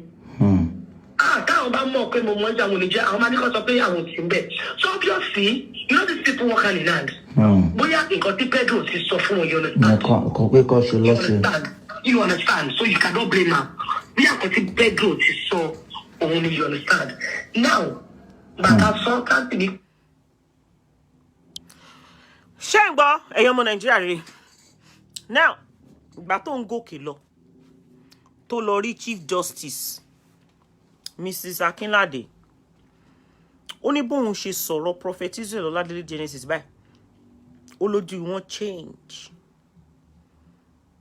because òun náà confirm ẹ̀ fúnra rẹ̀ wípé Pedro àti ẹni tó ní case wọ́n jọ wà close together. Before kí n tó continue láti máa play voice note yẹn lọ, ẹ ṣayére ẹ ṣayére kẹ́ ẹ rántí pọ́jọ́ kan ẹ̀yin náà máa fòṣán lẹ́pẹ́ máa kú dànù, tó jẹ́ pé tẹ́ bá ti kú tẹ́ ẹ ti lọ, that is it. Gbogbo ẹ̀yin tó jẹ́ pé agbára máa ń wà lọ́wọ́ yín, jẹ́ n bend kí ni down there kó lè rí mi dáadáa. Gbogbo ẹ̀yin tó jẹ́ pé agbára máa ń wà lọ́wọ́ yín, tágbára bá dẹ̀ ti wà lọ́wọ́ yín báyìí, ẹ máa exercise agbára. Ẹ mú àwọn ọmọ ènìyàn tí ò ní nǹkan kan, àwọn ọmọ ènìyàn tó jẹ́ pé wọ́n wà less privileged, àwọn ọmọ ènìyàn tó jẹ́ pé kò sí anybody tó lè ràn wọ́n lọ́wọ́, àwọn ọmọ ènìyàn tó jẹ́ pé wọn ò ní backup, nothing. Ẹ dẹ̀ máa exercise agbára orí burúkú yín tó wà lọ́wọ́ yín, ẹ máa exercise lórí ayé wọn. Why? Because you have the connection. This is part of the bad government that we are talking about. Ẹ̀yin ọmọ olówó, torí pé ẹ ti lówó lọ́wọ́, ẹ mú owó tẹ́ ní, ẹ máa fi ṣe kíni, ẹ máa fi gbá ọmọ tálákà lójú. Gbogbo àwọn Pedro, gbogbo wọn àǹkó, gbogbo wọn tó ń jọ kóra wọn jọ, inú kílíkì kan ni gbogbo yín jọ wà. Pedro's the permanent secretary of the Ministry of Justice, Sherry. Àárín gbogbo yín níbẹ̀ yẹn ló jọ wà, ẹ mọ nǹkan tẹ́ jọ ń ṣe. Ẹ jọ mọ nǹkan tẹ́ jọ ń ṣe, ẹ jọ working hand together. Nigeria tó jẹ́ pé there is no law, kò sí law kankan níbi kankan. Kéèyàn má ṣẹ̀yìn báyìí, kó má ṣe nǹkan kan, kó má ṣe nǹkan kan fún yín, ẹ wá nǹkan sí lẹ́sẹ̀, ẹ wá ẹ̀sùn sí lẹ́sẹ̀. Ẹ máa wá kíni, ẹ máa wá ẹ̀sùn sí lẹ́sẹ̀. Pedro, ó mọ ẹni tó ní kéèsì rí. Lọ́yà, wọ́n ti sanwó fún, wọ́n ti pay ẹ̀ off. Pé Genesis ó gbọ́dọ̀ lọ sí prison níṣẹ́. Àjẹké lánàá ọmọ kú lónìí, ta ni ọmọ pàjẹ́ tó sunkún lánàá ń ló pọmọ jẹ. Kí ló dé, kí ló dé, kí ló dé, kí ló dé, kí ló dé, kí ló dé, kí ló dé. Why is this country so lawless? And we are shouting and screaming and shouting and screaming and shouting and screaming about àwọn Fúlàní, àwọn Fúlàní. Kí ló dé? Ẹ mú ọwọ́ ọlá, ẹ fi ń gbàyàn lójú, ẹ fi ń gbàyàn lójú. Ah! Ọmọ aráyé ìkà. Ìkà ni yín. Ìkà ni yín, ẹ mọ̀jú kẹ́ bá yé ènìyàn jẹ́ lọ. Kí ni Genesis ṣe fún yín? Kí ló ṣe fún yín? Kí ló gbàǹgbà yín? Èèyàn kan ló bí òun náà. Ẹ dẹ̀ rántí pé tó bá dọjọ́ kan ẹ máa fò ṣánlẹ̀, ẹ máa kú dànù. Tẹ́ bá dẹ̀ ti kú dànù, tẹ́ ti lọ nìyẹn. Gbogbo iṣẹ́ burúkú tẹ́ bá ṣe, àwọn ọmọ yín á jẹ̀yà ẹ̀. Gbogbo ìwọ tó jẹ́ lọ́yà, tó jẹ́ jọ́ọ̀jì, tó jẹ́ justice wèrè, tó jó lórí burúkú, tó lọ́wọ́ síbi tí wọ́n ṣe mú prophet Genesis tán tí mọ́ tán mú nǹkan tí ò ṣe tẹ́ yí mọ́ lọ́rùn. Ẹ jọ̀ọ́ nítorí Ọlọ́run, boyfriend àti girlfriend wọ́n date ara wọn. Girlfriend ó dẹ̀ yọwó lápò rẹ̀, ó dẹ̀ fún boyfriend rẹ̀. Ìyẹn ṣe dípò di fraud. Báwo ló ṣe jẹ́ fraud? Báwo ló ṣe jẹ́ fraud? What made him a fraudster? Kí ni nǹkan tó fà tẹ́ fi mú prophet Genesis tẹ́ fi sọ pé is a fraudster? Kí ló fà? What made him a fraudster? Kí ló fa fraud nínú ọ̀rọ̀ tá ń wí? Olórí burúkú ni yín, olórí burúkú ni yín, àwọn ọmọ yín, gbogbo ẹ̀yin tẹ́ mú ọwọ́ ọlá tẹ́ fi ń gbá àwọn ọmọ lọ́mọ lójú, gbogbo àwọn ọmọ yín tẹ́ bí pátápátá, àwọn náà ò ní ṣoríire. Ní nǹkan tó jẹ́ wípé ọ̀rọ̀ tí ò mọwọ́ tí ò mọ ẹsẹ̀, ẹ̀dẹ̀ yí ẹ̀dẹ̀ yí títí tẹ́ fi turn into what it is not. Olórí burúkú ló ń flag mi, ní kẹ́ má flag mi àbí kò fẹ́ dá fún bàbá ẹ̀ Bush ni. So olórí burúkú ni bàbá ẹ̀ ni, ní kí alẹ́ bí oṣù kíní kan Bush àbáyé bàbá ẹ̀ fẹ́ bàjẹ́ ni. So fẹ́ sórí ibú.